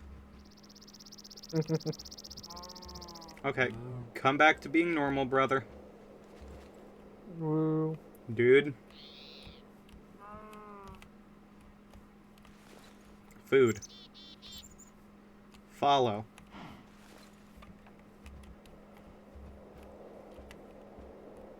Dude. Oh, there's another cow. Good. You know what? If I can get 3, that'll be good.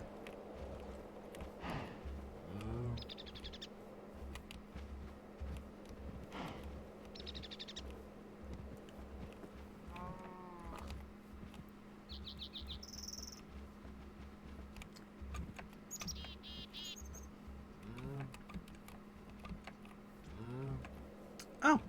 People won fighting game tournament? Nice. Good luck to them with their, well, their first match. Good luck with the rest of the tournament.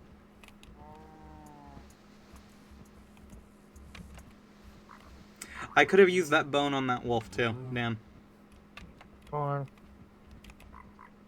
to be fair, wolves do not really have a lot of purpose in this game. Cow? I swear to God. Okay, that one is a lost cause. We're just going to have to come back and kill him.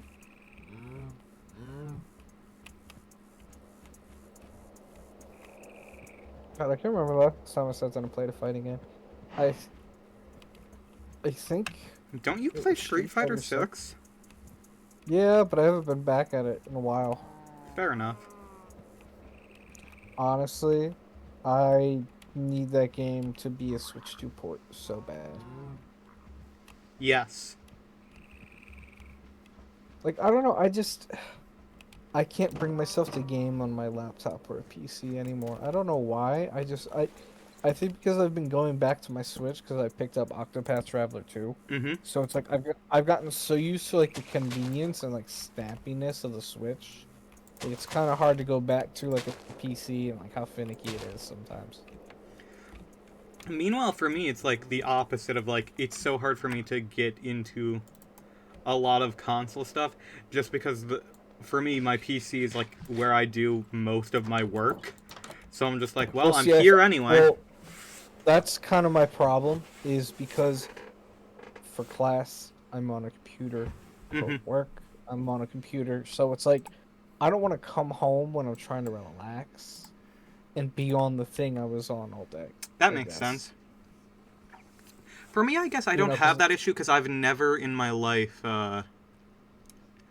like, had uh, a desk job like that. Mm.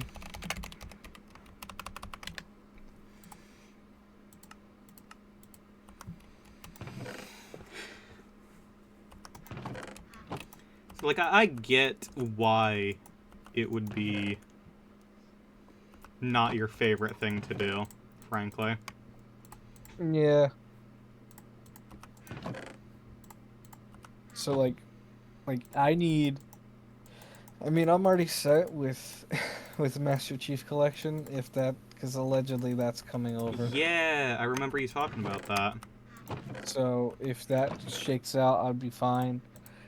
I bare minimum for ports, I need Master Chief Collection, Mm-hmm. Street Fighter 6. I need the 2 Final Fantasy 7 remakes. I think remake will be over, no doubt. Rebirth's a little shakier, but I think they can make it work because they made it work on the Steam Deck. So Yeah. I think they can make Rebirth work. I'd like to see Final Fantasy 16, That is but true, puppy. it's a bit of a I think it's a bit of a heavier game, and that's like as much of a as big as Final Fantasy 7 is. Mm-hmm. For whatever reason, I have a sneaking suspicion Sony will want to hang on to Final Fantasy 16 just so they have something. So I doubt that'll come over, but I'd love for it to come over. And Yeah. I need the new Monster Hunter. So I think given a little bit of time and effort, they can make Wilds work. You I'd know like what's to also. crazy? The genuine only game that I desperately want from like a Switch port, I really Mhm. do just want games that can already be on the Switch with no issue. I frickin' want Wind Waker HD and I want Half-Life 2. Like, Yeah. genuinely.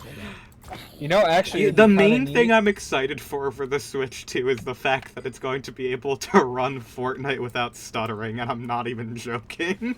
I'm just like, No, I, ironically, my friend is super excited about that. because I'm just like, I play it so much. Like, it's such an addicting and fun game that I'm just It's like like, that, and it's like because you just go I up, you boot play it up, my and that's it. Switch 1,000 times more than my Steam Deck because even though it is so vastly underpowered, it has fucking Fortnite.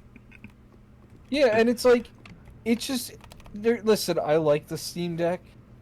I think in terms of the handheld PCs, I think it's the best one, even though it's not Yes, the most powerful because it's the most usable one. definitely. But there's no replacing like the seamlessness of the Switch platform and Yeah, how things just work. Like, and even like as far as PCs go, the Steam Deck manages to make it as user friendly as possible, which I appreciate. But a PC is still a PC at the end of the day, warts and all. yeah, and the unfortunately my Steam Deck, I probably at some point, I really should like call Valve and be like, hey, I have not played my Steam Deck that much because it has these issues with like holding a charge and like wanting to boot up. I'm pretty sure Mm. these are flaws with my specific unit and not, the whole ass thing. No, Like, I understand I'm an early mm, adopter with this thing. Could I get some money back at the very least? I'm not even gonna ask for, like, a replacement unit. Just, like, yeah. I mean, and it's give like, me, like, $20 and I'll be happy. right? Like, give Yeah. me a McDonald's gift card. I'll be good. Like, truthfully, all I need for Switch 2 is like a bunch of last gen games. Like, there's obviously the current gen games I want, but like, if you give me like Elden Ring or some shit and all the new Nintendo exclusive, I think they've won the current gen just with that lineup alone. Yeah, and once again with what I said before, which is that this generation isn't about winning. This generation is about surviving, and currently Sony is the one who is losing that one. Yeah. Yeah, I Like, I think don't want to sound like, I know that I come off negative on Sony all the time, which is strange because I love Sony's platforms and I like a lot of their original games. It just so happens that for the past decade they've done nothing right. I wouldn't say that. It's just you can. I almost. They're in their and Wii U era, yes. I don't want to say like I'm smarter than everybody, but it's like once they started pumping out all the super high budget graphical showcase games at the end of the PS3 and early PS4 era, I was like, oh, this is gonna become unsustainable. Like at some point, Yeah. the costs and the time are gonna balloon and that's what we're seeing. Yep. I'm hopeful with Astrobot's success, both critically and financially. I'm hoping that means they're willing to do the Nintendo thing of having smaller, more diverse games to pad the library out. They need a new in Little between Big the Planet, is what they need. And they need their Little Big Planet to not have the budget of the fucking Last of Us. Yeah. I understand that The Last of Us kind of saved the PS3 towards the end of its life. Oh, And- not kind of. It absolutely did. But it was like, getting its shit pushed in before it gener showed like, up. yeah, Strap, it lost that generation until The Last of Us, which is crazy to me. I didn't even know until years later that the PS3 beat out the 360 for total sales. I knew, here's the I knew thing. it helped it Based out. on the I didn't know fact it that helped- Sony changed the amount of PS2s they allegedly sold, that way the once Switch started catching up. yeah, once the Switch started catching up, I have a feeling that it did in fact lose to the Xbox 360, and they're just too Yeah. upset to admit it because Xbox has always been so bad in Japan. Yeah. God, I want Xbox to do well because Sony has been so fucking... They're not quite PS3 arrogant yet, but they're close. I'd say they are. I will say it when you won't. They are the same level of arrogant they were before. They feel like they're on top of the world for no reason. The entire reason people bought a PS4 is because the Xbox One had such a terrible, launch announcement. You don't get a chance to win here. The Xbox One has way more fans now than the PS4 does, and that's fucked up. They won that generation the moment... Before it launched. The moment they just all they did, the moment they came out and they said... It plays used games. That was it. They won. They did not. They didn't have to do a thing. But it's like, honestly, I kind of prefer the Xbox lineup. Yep. Of games. It feels more diverse. Like it feels like if you like games and not just like, oh, let me boot up a thing here and there. Because I will say the Sony exclusives are very good. But I feel like the Xbox library has more to offer. Which is fucked up, because it was never like that before. Right? It used to be Halo, Gears of War, and then eventually Forza showed up. Yep. That's like the thing for me. I'm just like... The Xbox One is technically less powerful than the PS4. No, not technically. It flat out is. No, as in, its technical specs. It's less powerful. Yeah, no, it's... I prefer buying games on the Xbox One because they are cheaper. Yeah. And they have... they for some reason, they end up having more variety at the end of the day. Which is weird, because it shouldn't be like that, because for so long, the platforms you'd go to for, Japanese, import games and stuff... It was the PS4. It was, for a while, also the Nintendo Switch, which is kind of cool. And I'm just I think that's where we're gonna see a lot of the Japanese devs flock to, especially with the with the PS5 in its current state is I think a lot of The PS5 in its Japanese current devs, state. Cut to image of cut to image of the JFK assassination. like That's I think a lot I think we're gonna see a lot of Switch 2 ports and exclusives from them. I genuinely I do. how the I fuck think did we get Little Big Planet on the Switch? It's not even on the PlayStation. like I think when I mean obviously like I think no doubt Square Enix is because a lot of it too is I think the time of like the exclusive like the third party exclusive less so like the in-house stuff. I It's think the over. time of it is I mean because you can't I mean that's what happens with the modern Final Fantasies is they sell well but but they don't sell well enough to warrant just being on one system. Yep. It's the same reasons, like, fun fact, did you know Nintendo funds Dragon Quest builders? Because they're just like, we want that on our system. And if it sells on other platforms, we also make money, but it's not ours, so we don't really care about it. Yeah, a lot of Which that's how a is lot of games crazy. like I like that. I like the fact that Nintendo just makes dumb decisions constantly, and they're just like, yeah, this is fun.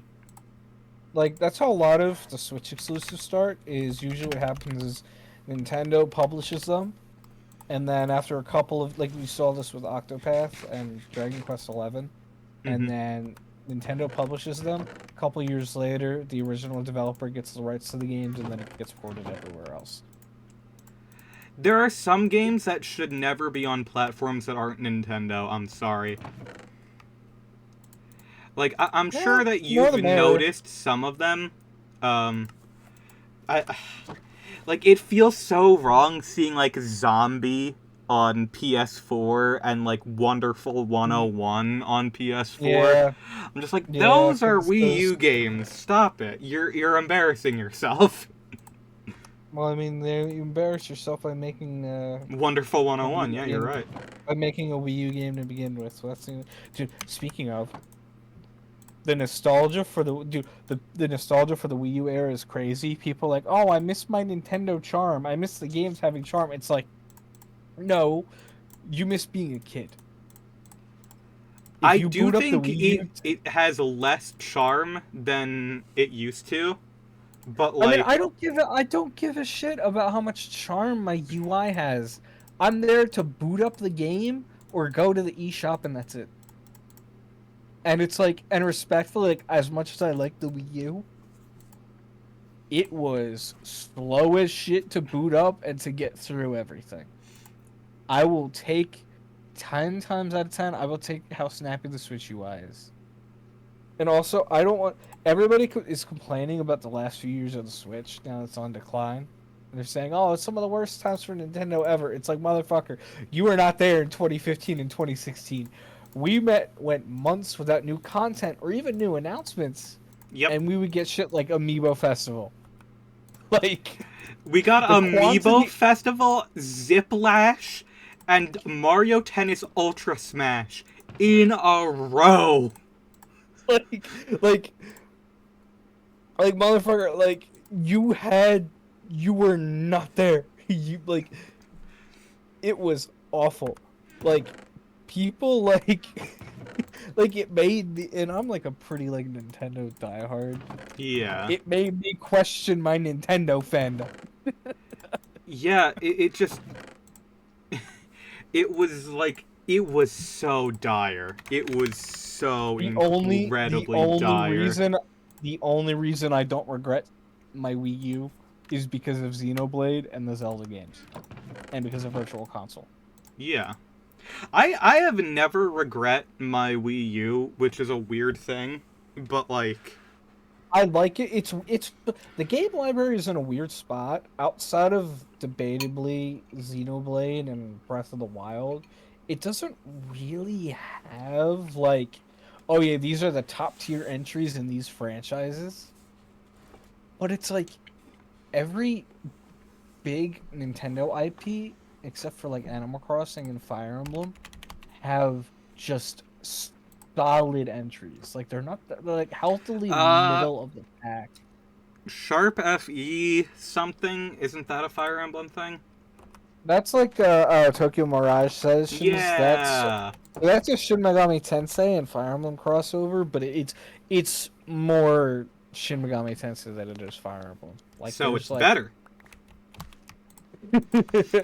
yeah, I mean I love both franchises, but it's like put it this way, it's pretty telling, I think, that a post Fire Emblem Awakening Fire Emblem never came to the Wii U. That a mainline Animal Crossing never came to the Wii U. Like, these aren't like small time like Nintendo IPs. Like, they're not Mario or Zelda big. They're like the well, at the time Animal Crossing wasn't. But like these are like the next tier down and they still skip the Wii U.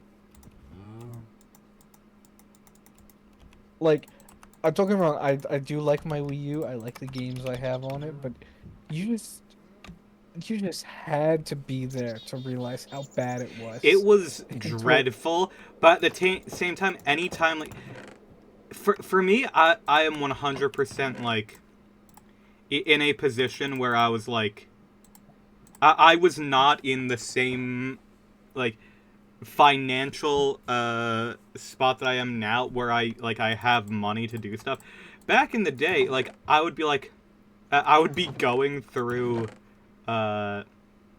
like it's when I was a kid, so I didn't have a ton of money. So I was just like, oh, I'm just going to like get one game every like X amount of like months. So when you get the one Splatoon, it feels a lot bigger than it actually is. And that's, I'm going to say it, it's not a good thing, obviously.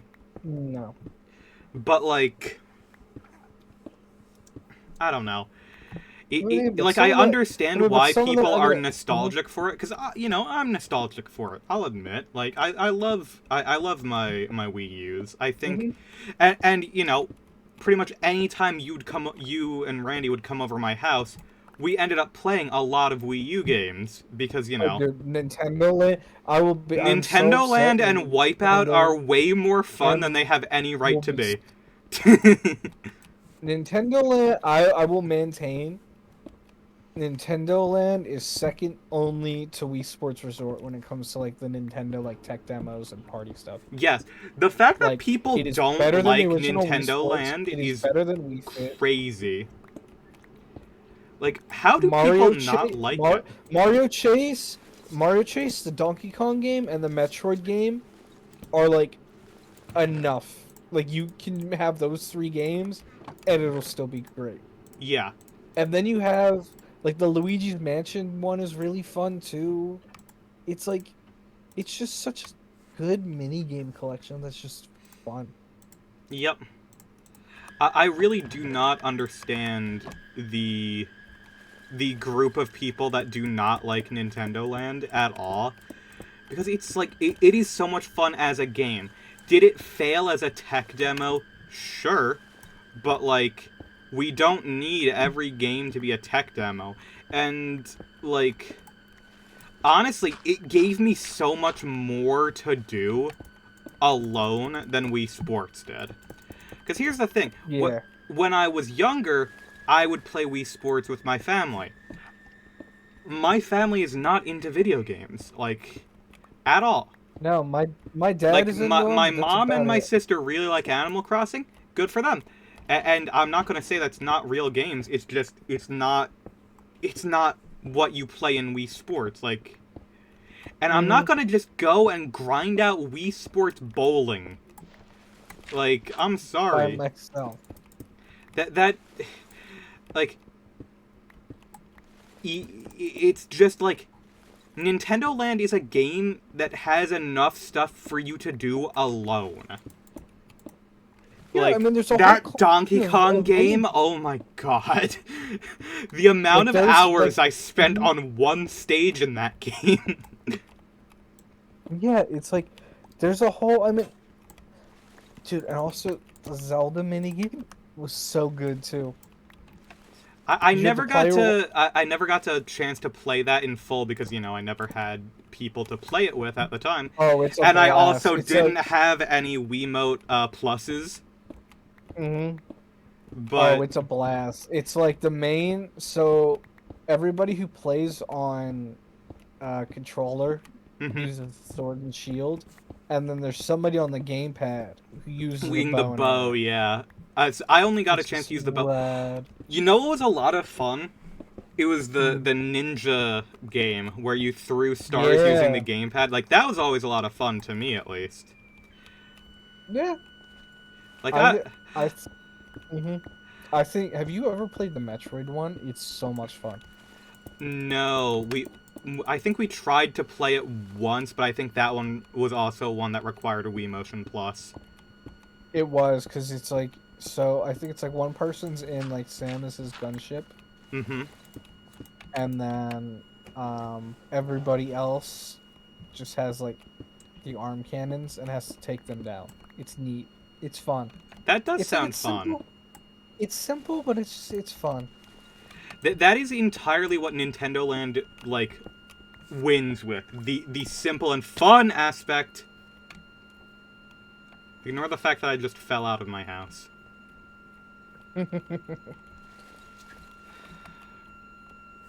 And yeah, It is going it's to be so much faster to just teleport back. I didn't know that was a feature in this mod. I appreciate it.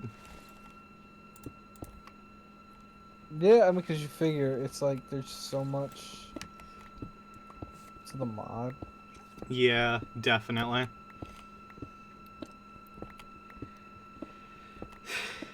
I don't know. I've gone through, like...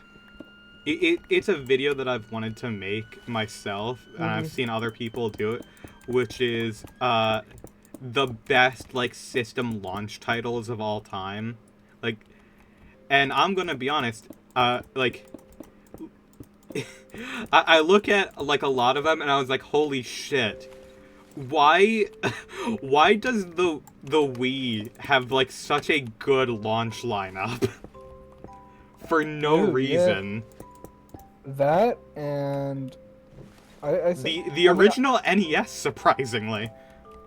oh yeah. I mean, Duck Hunt and Mario Bros. Or was it no Super Mario? It wasn't Mario Bros. It was Super Mario.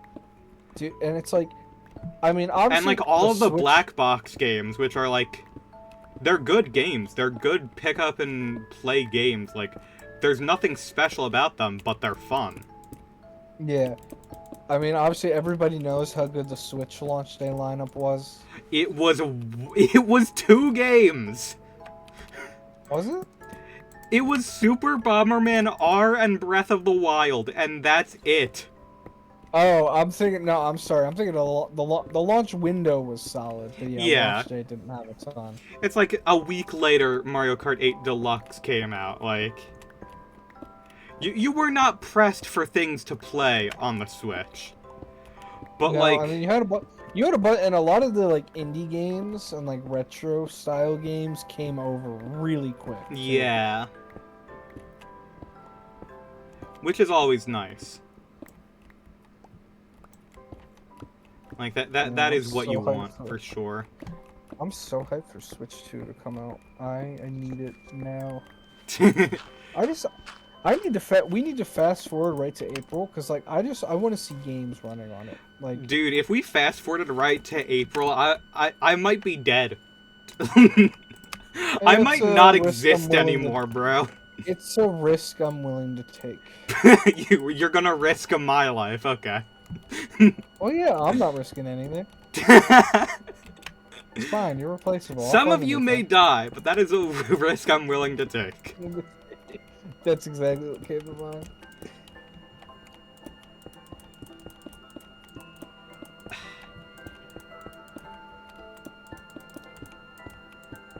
Also, one of the things I love, the fact that for some reason Bayonetta has become a Nintendo game. I love that. Yeah. I think that is perfect. Yeah. I'm worried about the future of Platinum, but it's whatever. I only say that because I want an Astral Chain sequel, but I'm pretty sure at some point Nintendo bought the rights for the IP from Platinum, so Yeah, I I'm not want to worried. see more Astral Chain. I still need to play it. It's good. The controls are a little wonky, but once you get used to it, it's pretty fun. Honestly, my favorite parts of the game isn't even the combat. It's like the open sections where you're exploring like parts of the city, and you're just doing a bunch of like detective work and like side quests and stuff. Like I Hmm. want more of that. Hold on, I need to check. Is the exploit still in? No! No! Curse! They fixed it. They fixed Damn it. it. Hold on, is it still with the bones? Damn it! Oh, they did fix it. How dare you fix things that are wrong with your game? That's not how we do it here.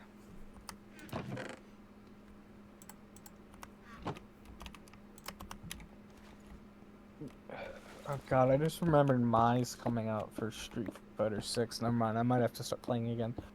Because no, she unironically looks a lot of fun to play. So I might have to pick the DLC up. Well, I say I might, but like my big thing with fighting games is I enjoy them. It's just hard for me to justify buying DLC for them Yes. because I don't consistently have the time to practice them. Yeah, I get it.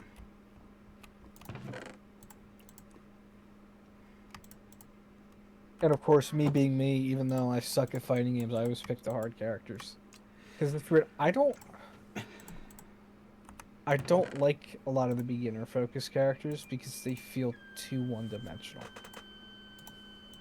Like for Street Fighter 6, I started as a Cammy main, but then I dropped her for Chun-Li. Mm-hmm. And even though there's like so much of Chun's moveset I don't use, like it's nice because it means when I have certain aspects of her moveset down or her strategies down, it's like then I can incorporate more stuff, you know. Whereas like with the beginner focused characters, it's more like, all right, I figured them out. Now what? Yep. You know, it's like, you know, I like characters that have a lot of tools in their back pocket. I personally, the thing that always gets me, like, with fighting games is sometimes fighting games control schemes are just like, it's just too much. Like, New. where I'm just like, okay, Oh, what, you don't like pretzel inputs for no, I Fatal don't. Fury? Personally, I Yeah, no. don't think that I should have to develop Monster Hunter Claw in any situation, and I feel like fighting games somehow make me do it. Yeah, I will say, like, as much as I have gripes because there's legit advantages with it, I like that Street Fighter 6 has the modern control scheme because it works. I mean, it betrays my muscle memory, so I don't use it because it's a little more limited. It kind of restricts your moveset, but as a trade-off, you can do some things you normally wouldn't be able to, or at least faster than you normally would be able to. Mm-hmm. But but yeah, like it's neat that I I'm glad that like the success of like Dragon Ball Fighters and like Guilty Gear Strive have kind of pushed for devs More, to more accessible, like a focus on accessibility. yeah.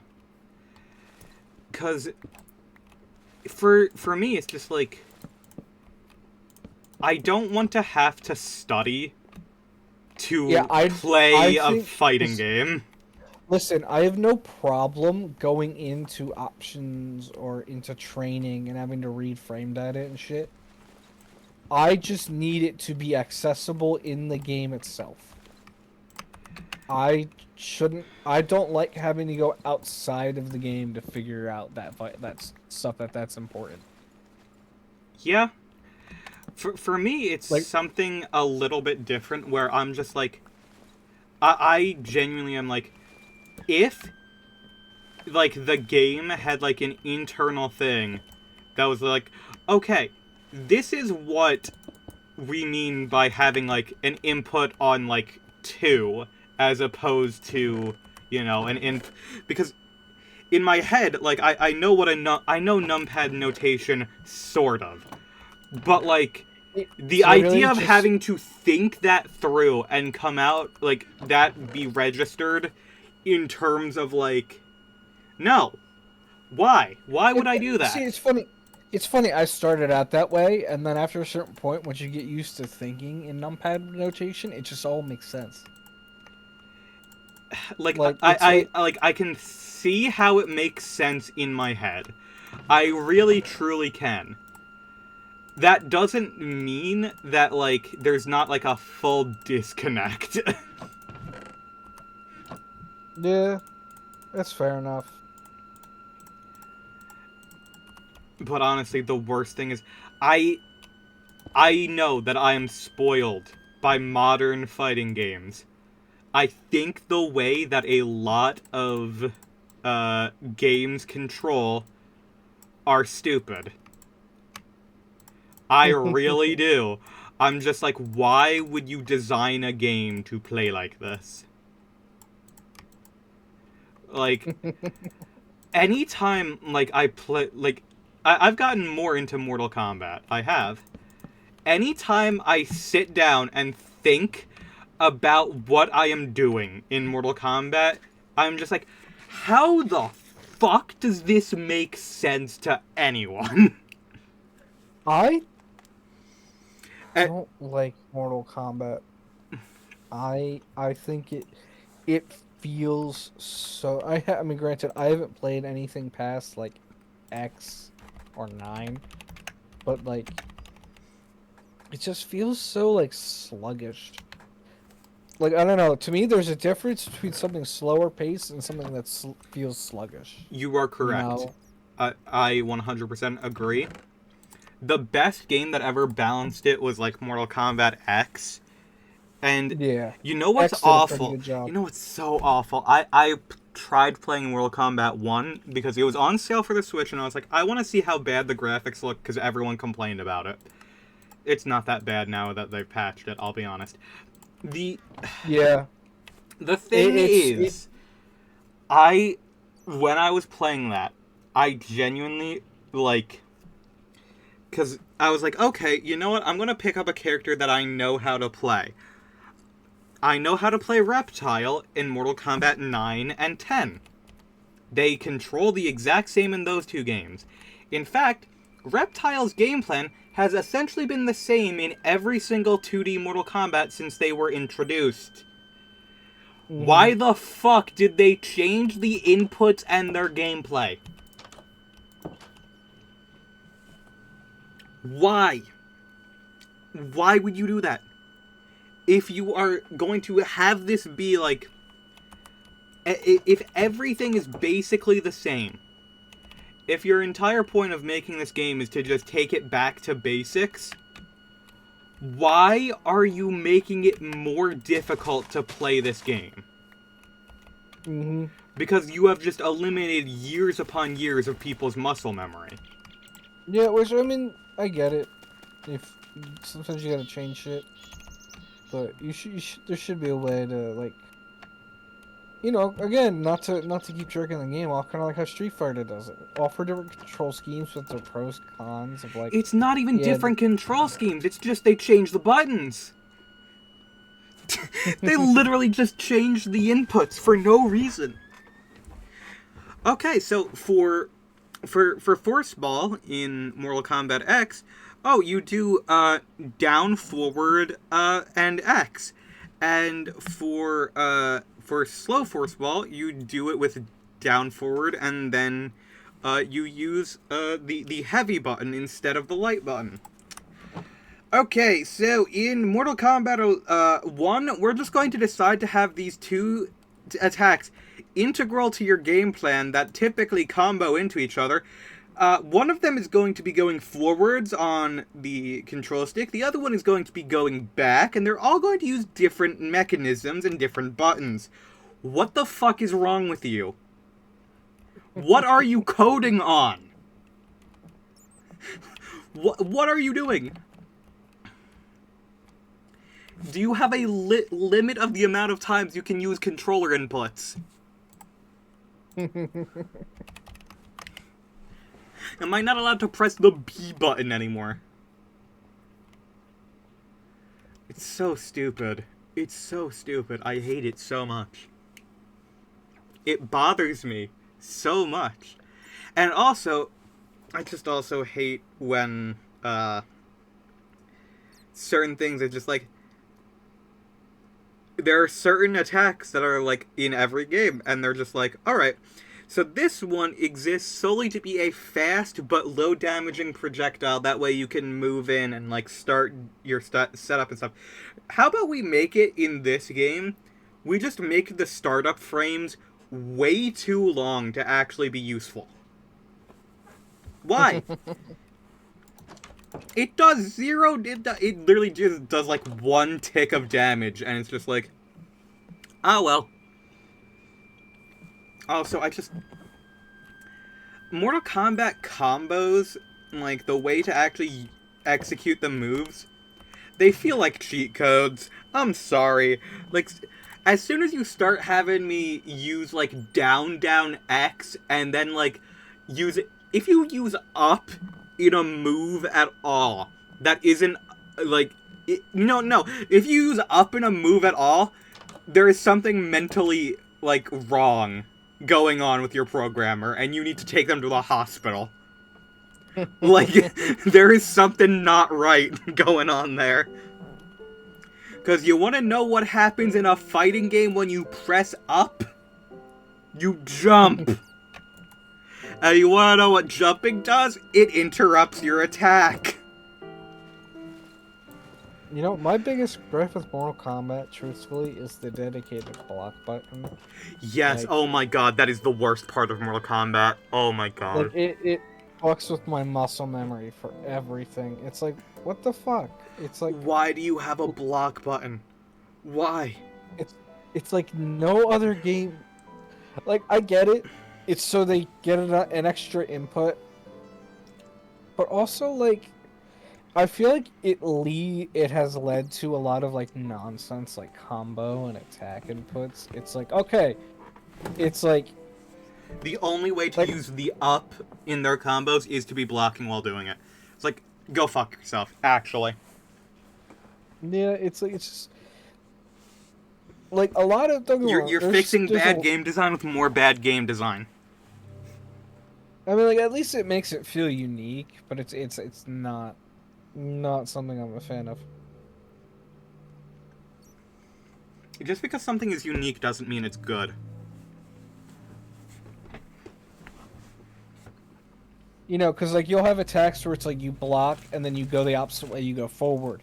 And it's a different attack out of the block. Like, that's fine. Mm-hmm. Mortal Kombat straight up has attacks where you have to actually go back and forward. Mm-hmm. Which makes not like my problem is a lot of the directional inputs in Mortal Kombat feel kind of disjointed. I guess because there's not really like half circle inputs or anything in Mortal Kombat, is there? It's all just it's like forward, inputs. back, and then like random bullshit like down, and then like left, right. I'm like, what are you doing? Because what that does in-game is it just lets people know what your move is going to be. Yeah, because there's not really, like, a buffer system. Is there a buffer system in Mortal Kombat? Like, how during an attack animation, as long as the attack is going, you can ready, like, an input for another move. Are you allowed to do that in Mortal Kombat? Only certain ones. That's stupid. I mean, there's one Mortal Kombat where uh, there is no timing between button presses for combos. Mm-hmm. So, if you press, like, let's say that your move is, like, forward, forward, and then light punch. You can hit forward, forward at any time you want. As long as your next input is light punch, it will come out. Mm. It's so stupid. Gotcha. That's also the Mortal Kombat where you can just, like, uh, I believe it's, like, I forget what it is, but, like, there is no, limit in between the time frame you can start entering moves. Mm-hmm. So, what happens is, in most characters, there is at least one move where if you just execute that one move and then continue doing that move, the enemy will just be juggled across the screen and you win. Yeah, I mean, don't get me wrong, I'm sure, because I've truthfully, I've never watched high-level Mortal Kombat play, but I don't know. I think Street Fighter strikes a good balance of being a little more like methodical. It like a lot of Street Fighter is about like the footsies and like the neutral game. Mm-hmm. That to me is interesting because it's not it's methodical, but it's not slow. Yeah, Whereas Mortal Kombat just feels slow. it does. It does feel very slow. I think. And I'm sure, I mean, a lot of that I'm sure is a skill issue on my part because admittedly, I haven't put a lot of hours into Mortal Kombat.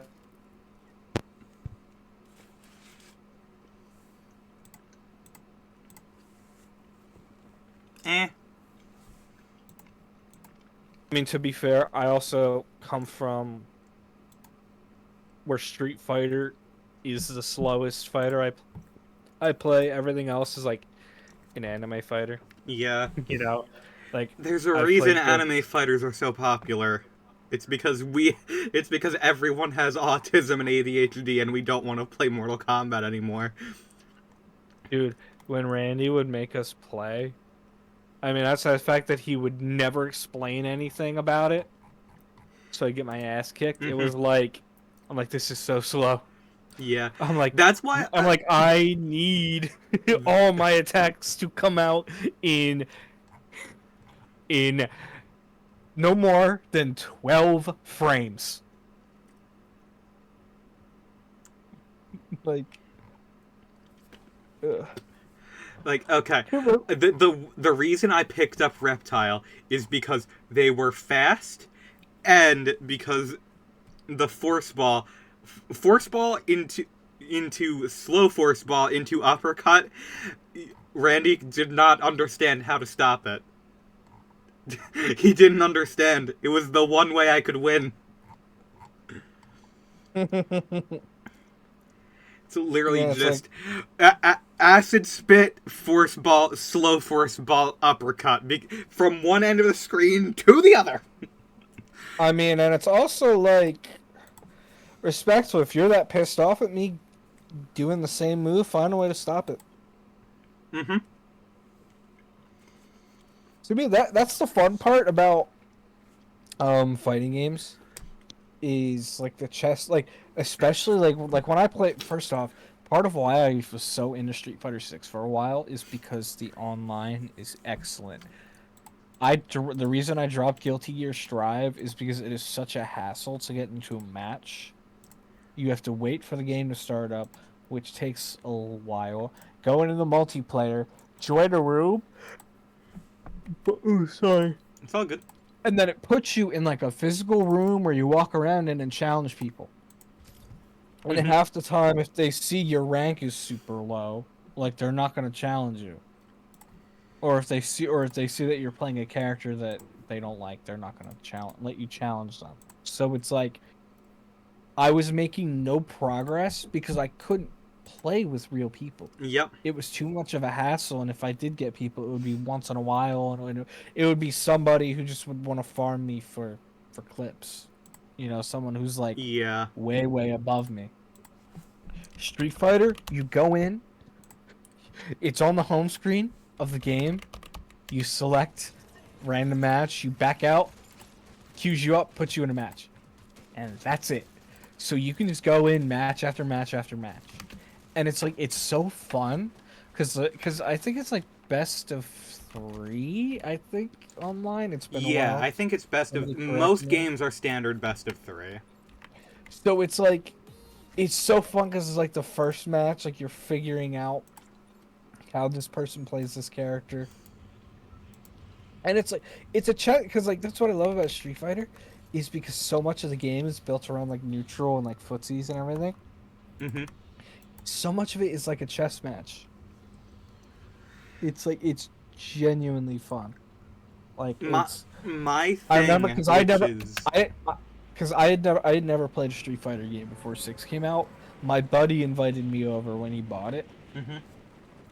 and he was like, "Yeah, just pick somebody." And so I was like, "Okay, I'll pick Cammy. I've heard she's like, because I've always liked rush down like faster characters." So I was like, "Yeah." That's I was why I like, love "Her Cammy. Cammy's pretty fast." I was like, "Cammy's," and I remember the first time I played it, I was like, It clicked. "Oh my!" It's like the Danny DeVito scene in Dumbo, where Mm-hmm. he's like, "Oh my god, I get it now." Like that was me. I was like, I found my fighting game finally. Yeah. For me, the reason why games like Fighters are so much fun for me is because it is like the best thing for you to do is basically like you essentially learn what each character does best. There is a different way to play each one of them and use their tools. In Mortal Kombat, in most situations, you just want to use the sweep and the uppercut. You don't want to use your Yeah. special moves that often unless it is something that you can exploit. Yeah, I mean, and I'm sure that's us speaking as like low-level scrubs. I'm sure higher-level Mortal Kombat's more interesting, but it's like, it's just like, I don't know. Just For there's something me, about. so much of Mortal Kombat's moves feel disjointed from each other. Like, pretty much any Yeah, move that you make in, like, Fighters or Guilty Gear, you can capitalize off of it with something else your character has. I genuinely, like, every character I have tried in Mortal Kombat, it genuinely feels like there is one thing that they are made to do, and that is it. yeah. Also, girl, you gotta turn shadows on or ambient occlusion on, bro. Like On what? Fortnite. Hold on. Give me 1 second and I will do that. Everyone's just kind of floating. Ambient occlusion? I don't know. I forget if it's setting in Fortnite. It might all just be tied up into shadows. But I'll put shadows on medium, fine. oh yeah, global illumination. I think is what I'm talking about. Global illumination? Okay. Yeah. I think it's under the shadow settings. I mean, you don't gotta worry about it now. I'm just fucking with you. Personally, just because of my own upbringing of not having the strongest computers, I just remember the enemy of the low-end computer is shadows. Godzilla. Oh, it's still the case now. I mean, Shit, I have nothing that allows me to move fast at all. I am not getting that. That is 900 meters away. I will say, I'm amazed at how, like, everybody wants to yeah, I agree. Give subpoena. Like that was my thing with Street Fighter 6 is it felt like even because I didn't, even as like a newbie, I didn't use modern controls for Street Fighter. I just used traditional, like the traditional controls. It felt fun. Like it felt like I was like, I mean, my thing is with fighting games is I don't mind losing if it feels like I'm learning. Yeah, ambient If it feels like I'm occlusion. getting better. There's ambient occlusion. I noticed zero difference. I'm not sure what's wrong with you.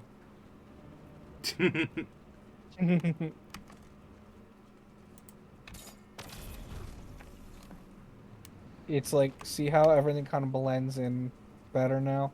It's what that is. It's like kind of Nope. like, no, Not at okay. all. I'm not even gonna lie to you. I just do not see much difference at all. I'm just looking up in my frame rate and I'm like, that's slightly lower than before. Though to be fair, I'm also streaming, so. Yeah, but it's like, And I have Discord open. And I probably also still have the stream open on... Yep, close that. Because I needed to change it to be Fortnite instead of Minecraft since I was tired of Minecraft. but yeah, like, my things with Street Fighter is, it is, like, to me, the perfect fighting game. It's fun for casuals, and it is fun at a high level. Yeah. I Like, really enjoyed my time with Street Fighter 4. I think that is my favorite Street Fighter. you might, you might like 6 then, because, 5 was kind of its own beast. 6 feels like it takes a lot from 4. So you have to try it out next time we Yeah. hang out, Yeah. but you might like it. I'm sorry, I need to... There is one thing with fighting games that I can never, like... At any time I notice it, I'm just like, oh my god. Whenever a new fighting game comes out and it has less characters than the game that came before it, it's just like... Dude, the next Smash, the discussion around the next Smash Bros. Game is going to be unbearable. Yeah, I get why they'd have to cut it down, but at the same time, I'm like... I Ugh. feel like the next Smash should be a reboot. I feel like Yeah. kind of like how like Mario Kart 8 Deluxe, now that we've seen a little bit of the new Mario Kart and they're doing like big tracks and 24 players, Mm-hmm. they should kind of treat that for the next Smash. Like how 8 Deluxe is kind of like the pinnacle of like classic Mario Kart. So you Mm-hmm. have all these tracks and stuff. They should do that with Smash. They should cut the roster down, kind of refine everything, polish it to glossy sheen. You know. Mm-hmm. But I don't know. I mean, I'm not picky. I mean, Smash is fun. The It's next not. Smash Brothers, it should be Smash Brothers 3D, and they make it into a 3D fighting game. Make it like fucking Virtua Fighter. I hope we go as long as possible without any Smash announcement, because the moment they tease That's that all game, it's gonna be. that's all people are gonna talk about. Yeah. Which, I mean, I get it. It's cool. It's a cool game. It's fun. I don't understand why it dominates discussion after it comes out. It's just because it's weird. It's because it is a sandbox of characters, realistically. Yeah.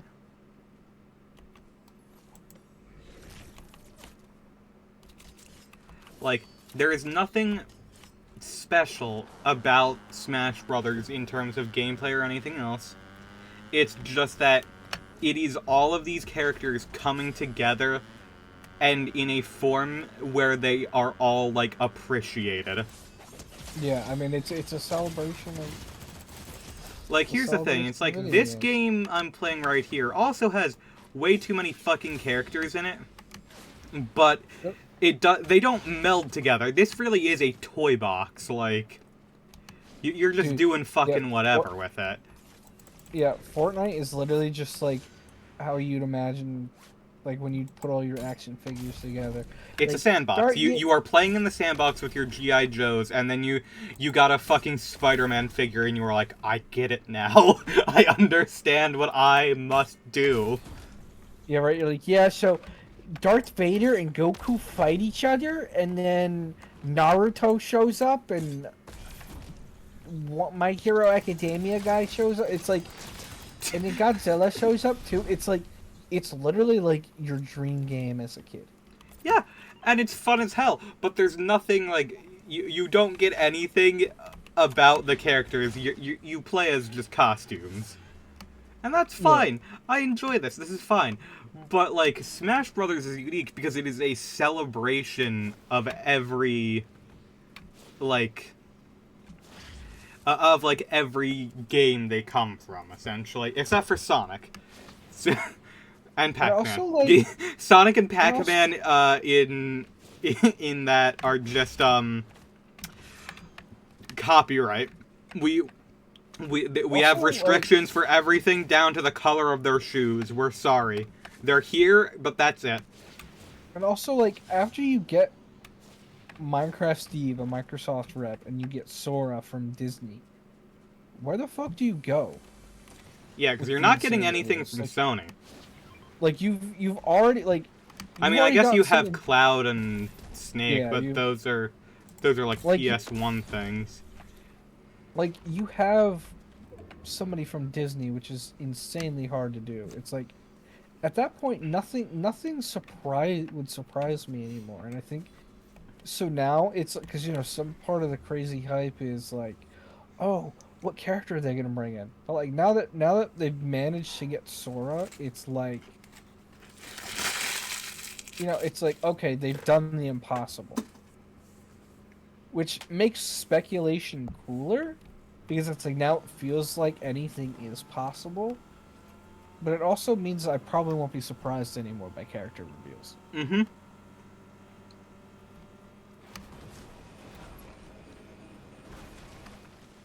Why is Channel Awesome in the live channels recommendations? I didn't know they were... I didn't even know they streamed.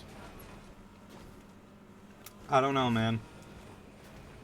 Listen, go check and see if it's one of the good days where they're talking about animation. It just is chatting with Doug. Oh, so Doug himself streams. Cool. 35 people are tuned in to watch. What's his last name? Doug. To watch Doug Awesome fucking stream on Twitch and talk. Doug Rolfe. He's now married to AVGN. Here we are. Good ending. Oh, Doug Walker, thank you. Yeah, Doug Walker, thank you. Like Dog Walker. I was gonna say the same shit. It's weird. I think it's how, probably a pseudonym then. It's weird how that era of YouTube is like even like AVGN, who had a crazy longevity. It feels like even now his like relevance is on the decline. Like he wasn't like, I mean, he's not as big as he once. He hasn't peaked in a long time, but you'd still have people talk about him, you know. And now even like he's like kind of on the downswing. So it's like, it's crazy. I mean, he's really older and he's a dad, and he's like he specifically said, yeah, I don't want to make as much stuff anymore because I want to focus spending time with my family. It's just like, yeah. Like, if you got enough money where you can just, like, chill out for most of your life and just, like, be a dad, you're good. And based on what we know about him, like, he might straight up be fine for, like, life. Like, oh, yeah, I mean, he was there, he predates YouTube, remember this. Yeah. He started uploading in 2004 on his own website. He was one of the first people who would have had monetization because it's exclusively on his website with running ads. So he had early advertisements on his stuff, which meant he was actually making money from it. Yeah. Like, and given that the production value has always been, like, the same exact level, where it's just like, yeah, we're not gonna do anything outside of this room. That was my big thing with JonTron, is like, it felt like when the production value started getting higher and higher, it kind of lost its soul. Like, I mean, to be fair, I think he lost his soul when he kind of went full racist. But well, yeah, let's ignore that for a moment. I'm ignoring that for the sake of discussion. On the content. Yeah, but it's like it's like it almost felt like antithetical to, you know, the whole vibe and character of the channel. Yeah. You know, it's like it used to be like he would get his fucking bird and put fake ass like red glow around the eyes and say, "Yeah, now I got a robot bird." Yeah. Like it was like once he moved into that apartment and started doing like expensive shit, I don't... it was like, Isn't that a set? Like, isn't that not even, like, an apartment? is it if it's a set? That's kind of wild. I am 95% sure at one point that they quote-unquote broke character to, like, have it to be like, oh, you see, like, the overhanging, like, lights and shit. Yeah, I mean, but That is to be the fair, even, worst. As soon as you get a set, it's over. Like... yeah, it's like, I don't know. It's like, I mean, obviously he still has some good ones, like obviously The duct fast tape food video episodes were and quite the good. fast food. It's like, I don't would know. say the beginning of the end was Starcade. Which, dear God, that shit gets, like... That ages It's weird. worse as we speak. It's weird. Like Starcade was cool as like a one-time thing, and then he wanted to keep like that level of production for even the normal John Yeah. episodes. And the thing is, even that had, like, the cheese to it. Yeah, you know, like that was like it was like Like, high budget. there was a moment where, like was, his like, hand high- got burned off by a lightsaber, and you can clearly see him just holding a skeleton hand beneath it and loosely shaking it. Yeah, it's It's like, just like that's the sort of stuff, but like, God. you know, and it's like it's neat because they built all the Star Wars sets and everything, and it was Yeah. cool. You know, but then, you know, then he wanted to do sets for and then it's like, it made his already like poor upload schedule even worse. Yeah. When you need a team to do reviews and stuff, it's Jover. Like, I Yeah, I mean, understand having, like, editors don't- and stuff, especially, like, I don't on hate getting. I bigger mean, I don't products. hate getting it. I don't hate getting a team, but it's like, but also like, how much time can you spend writing an episode if you're waiting on like your set designers to like think of stuff?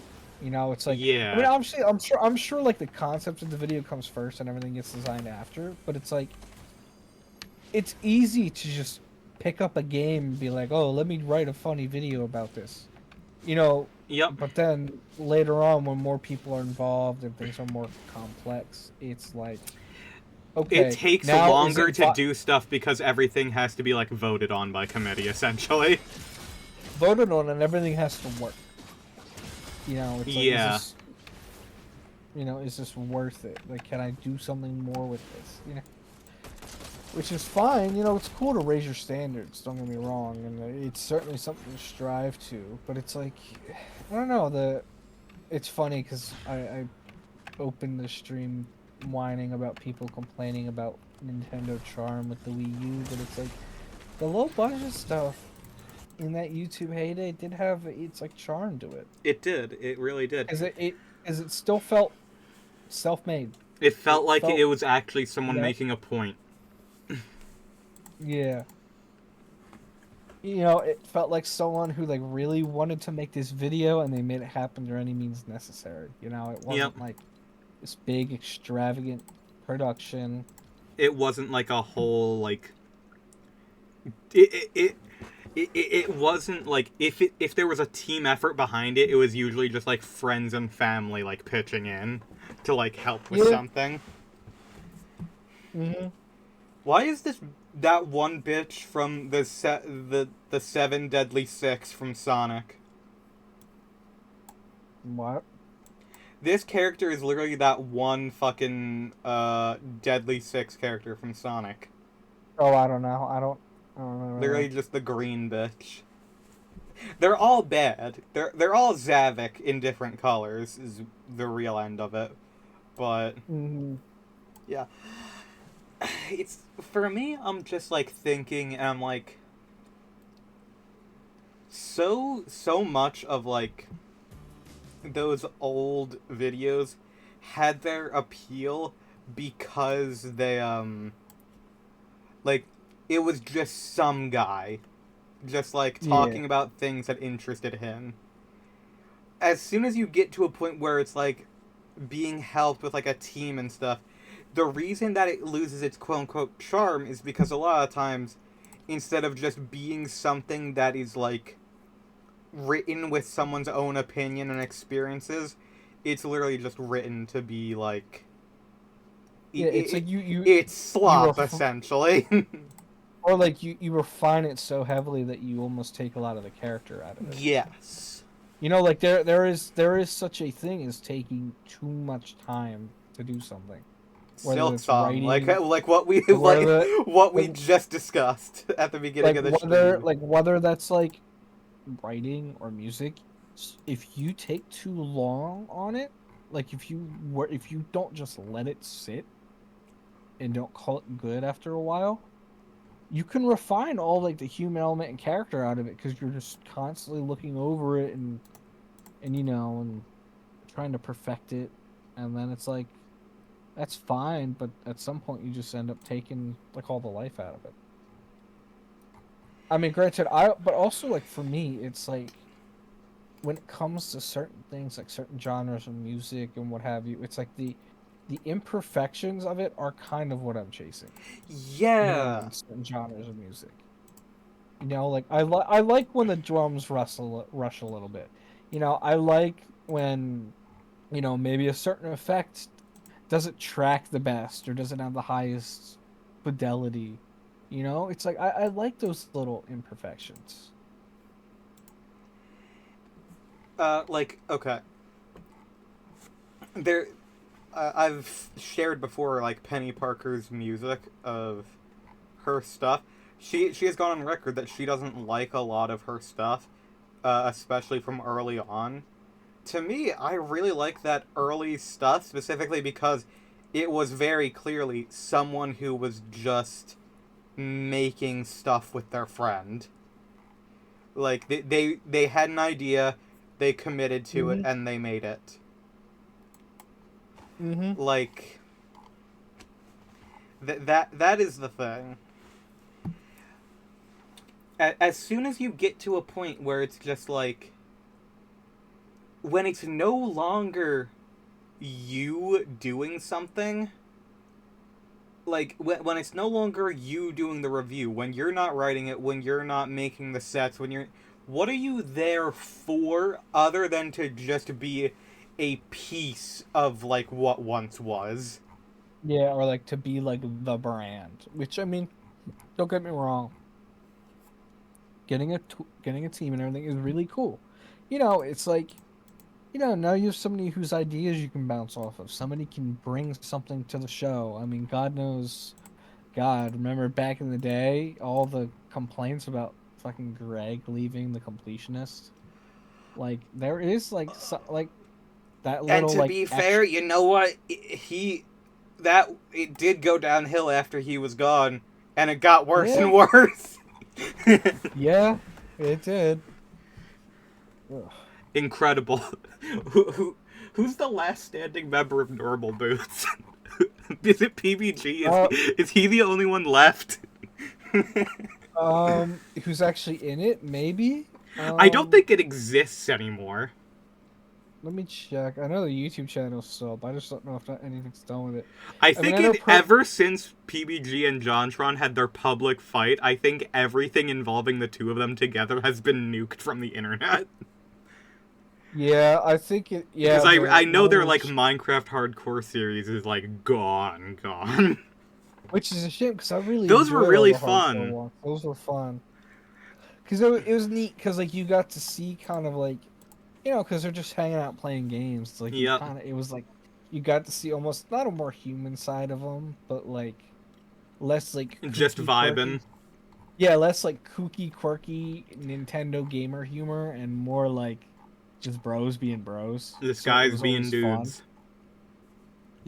But it's like, God, I love that. I might binge those. But yeah, like I know they're still around. I don't think Normal Boots itself is around, but I know a lot of the channel guys are around. Like Pro Jared, I think he does less reviews and more just general gaming stuff on his like gameplay and streaming Yeah, channel. he mainly streams now, which is fine. Like, I good mean, for hey, him. that's Like, is is Jeff still around? Space Hamster? I oh, feel like I haven't heard. he's not normal boots. He's hidden block. Was he? I know he Like, was same in. with I Kid know he was. Icarus. I know he was in. He was in.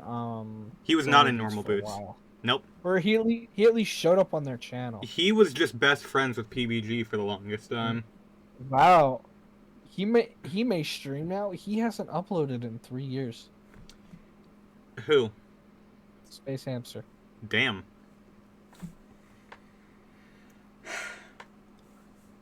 Damn. Oh, but he streams. He streamed Mario 64 4 days ago.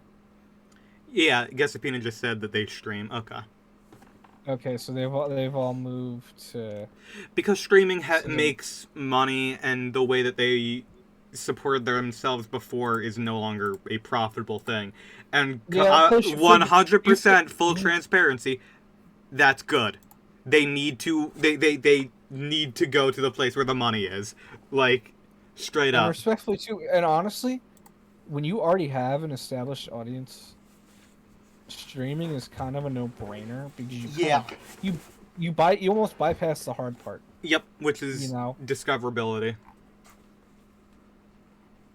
It's great. I mean, it's weird. Like, I'm sure like their numbers are all probably down. They're nowhere near their peaks, but it's like I'm sure they're making enough. God, who else was around? That reminds me, at some point, it's a video that I've wanted to make ever since I've gotten it. I think I'm going to do this as like an April Fool's special at some point. I have the exact plug and play that ProJared had in the worst console ever video. And in my head, ever since I found it, I got it for like $2. I'm like, I need to remake that video frame for frame. Just again. I have it in box, like almost brand new. I forgot if it was a Pro Jared video or a PBG video, but it might have been the JonTron one, the one about plug and plays. The JonTron plug and plays, yeah. I had the SpongeBob one, the Scooby Doo one, and the Spider-Man one. I never owned any just traditional plug and plays. I just had, like, I had my hand-me-down GameCube with Rampage and Super Monkey Ball, and I had my Game Boy Advance, which was also a hand-me-down. My sister would get the new, my sister would get the new like DS or DSi, and I would get her old stuff. No, my GBASP wasn't even a hand-me-down. My cousin, who's like 5 states away, visited once, left his GBASP, and nobody asked for it ever again. Real. So one day it wasn't even, I didn't even take it. It was just in like one of the drawers in our kitchen that we just have a bunch of like tools and supplies in, and like a bunch of electronics and cables we don't use. And it was just sitting in there, and I was like, cool. It had the Mario World port. Oh, Okay. I love that. I love that one. Yeah. I played that one a bunch as a kid. My Game Boy, my GBA library is not very big. I used to exclusively collect for it. I'm not even gonna lie. Mine is Mario World, Mario 3, Leaf Green, and OG Pokemon Red. Nice. I have 2 copies of Fire Red somehow. I don't even know how that happened. No, I think I have 3 now. More? Shit. I want to get more. I just gotta open it up and fix it, because I think I gotta either resolder or just replace one of the parts. Because it doesn't hold a charge. My poor Game Boy Advance SP. I think I gotta replace one of the fuses. When I was helping Randy, although I do have parts, because when I was helping Randy move, his brother's old red GBA SP was there. He was like, yeah, I mean the screen doesn't work, but everything else works. So I was like, all right, cool. I'm gonna pilfer that for parts. So now I have two GBAs sitting on my desk, just waiting to be fused together. Do you want me to do that for you? I literally have all of the I have all of the I mean, tools for it because I'm not Nintendo gonna say uses no. non-standard things. I'm not gonna say no because then I'd have an excuse to mod it if it's Yeah. actually like fully up and running again. But yeah, we'll The see. I thing mean, with I actually haven't opened them up yet, so I don't know specifically what needs work yet. I'm just fair enough. basing it off of like problems of it plugs in, charges for a second, and doesn't hold it. So I'm thinking it has to be one of the fuses, or I gotta like solder something. But There is I'll have to double check that. something dastardly wrong with my Game Boy Advance SP. It is the good model too, with the brighter screen. I've owned No, that thing both. for years and years. That's part of why I'm fine gutting Randy's brothers. Both mine and his Are the are worse screen. originals? Yeah. No, the issue with mine, I noticed this because I needed to trade Pokemon back and forth when I was doing like a playthrough of something, and I had my Game Boy Advances with their link cable. Mm. That Game Boy Advance SP's link cable is sending out power. It Oh, fried the cables. I don't know how it's doing that. It also interesting. it also does this fun thing where its power light flashes in between green and red. I that's not it's not supposed to do that. And occasionally it turns off completely. So it has been sitting on the shelf. It is now a display piece. It is no longer the way I play Game Boy Advance games. I've thought about see The way everyone I loves play like Game Boy Advance games is the way God intended. Through a goddamn GameCube. everybody loves like the analog pocket, and as cool as it is, it's just like, and I know I'd be able to emulate and play basically everything on it, but I'm like, I'd probably use it mostly for like GBA stuff and maybe PSP stuff. So it's like, can I justify the like 250 bucks it goes for? No. Like, probably not as good as a piece of hardware as it is. You know, so it's like I'll just use. Plus, I'm kind of a loser. I think there's something incredibly novel about playing the thing on the thing it was designed to be played on. You know, like even like people replacing the screens with like OLEDs and shit. I'm like, no. I'm like, stuff was the games were all designed around those original screens, for better or worse. Yeah. Except for like original Game Boy. That you're allowed to play on anything because you can't see those screens anymore because those screens have deteriorated a lot because of the way they were designed. That's not even like a thing. Um Yeah. just you know, like the way that I like playing like my games is like you know, I have my CRT set up. There are certain Mm-hmm. things that I play through my emulation box, my Retron 5, Mm-hmm. solely because their save battery is dead. And Yeah. a lot of those times, like, unfortunately, a lot of those games that have the broken save batteries, it, it's kind of just like not worth it to replace, or it's physically Yeah. you can't replace it anymore because of the traces being broken. And I'm just like, well, I've negated Mm-hmm. the issue, but it's just never going to save again. That's just what happens. So I'm just like, all right, Yeah. I will use this thing that I have that uses these cartridges to play it and still manage to save. But that's realistically it. Mm-hmm.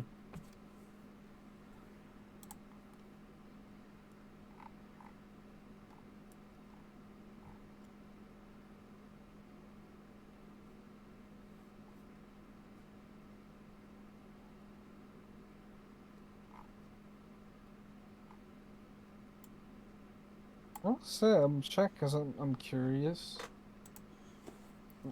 For a current gen exclusive game, Final Fantasy, because the PC port dropped today for it, and people have gotten it running on Steam Deck, and it doesn't look great,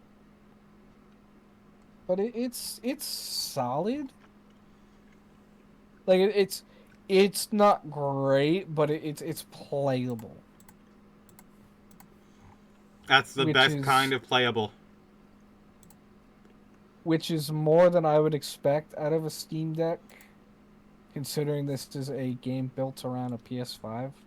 Yeah. And I know games are super scalable now, but it's still when the target hardware is the PS5, it's still a little different, no matter how scalable it is.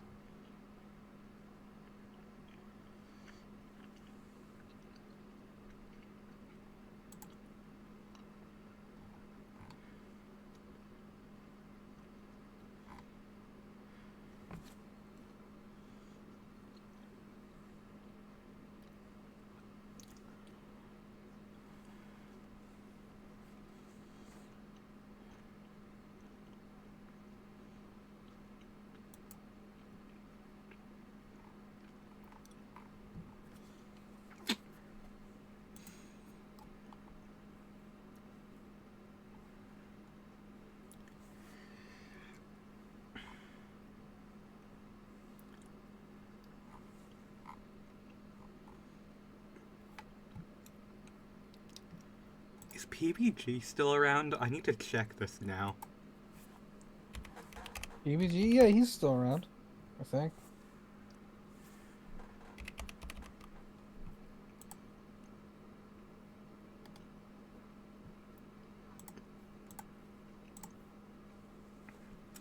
Yeah, he seems to be doing typical stuff. Yeah. Okay, yeah. The only difference I can tell is that his video titles have become the most clickable That's bullshit. I mean I get it. I that's what you gotta understand do and get why. by. I get why. I get it. I I really still do. don't like it. I can acknowledge the fact that I know why. I get why you do it. I know it helps.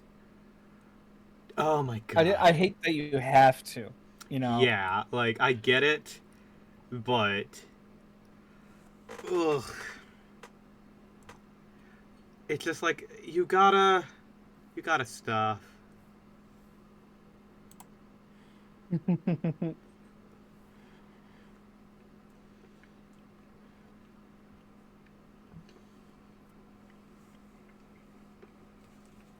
I get it. I really do. I make there are certain videos I do which are literally just like, you know, I'm essentially doing the inverse of shooting a gun in the air to lower the taxes in my area. What I'm doing is I'm shooting a signal flare out, and it's just like I make one video a month that's just like me playing TF2, and I just name it the most garbage thing possible, and Hmm. immediately get people as upset as possible. I'm just like, it's always something stupid like TF2 sucks in comparison to X game, and it always works without question. The next week, I literally just have higher views across the board, and I'm just like, why? Why am I doing this?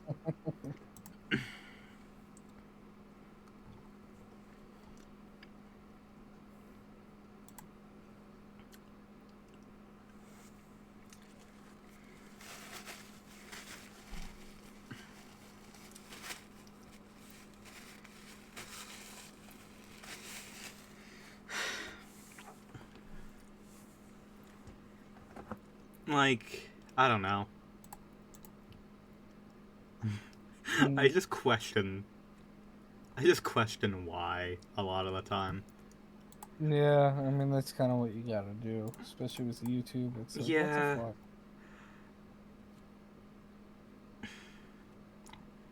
like I get that. I get that like algorithms are important. I've just given up on doing anything with it because of like it's not worth it. I'm just like, why why would I care? Why not just do it normally? Mm-hmm.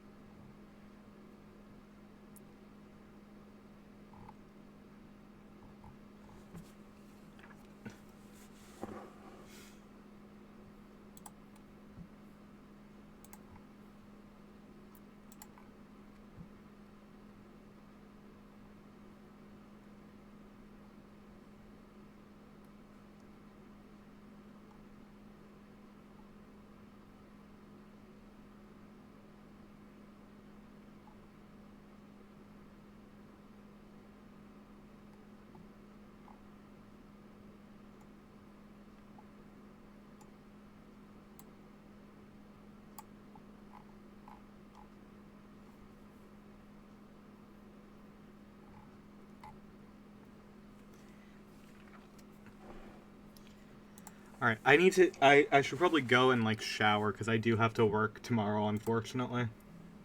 Alrighty. Later, Yeah, man. yep. Peace out, homie. Peace out. Love y'all.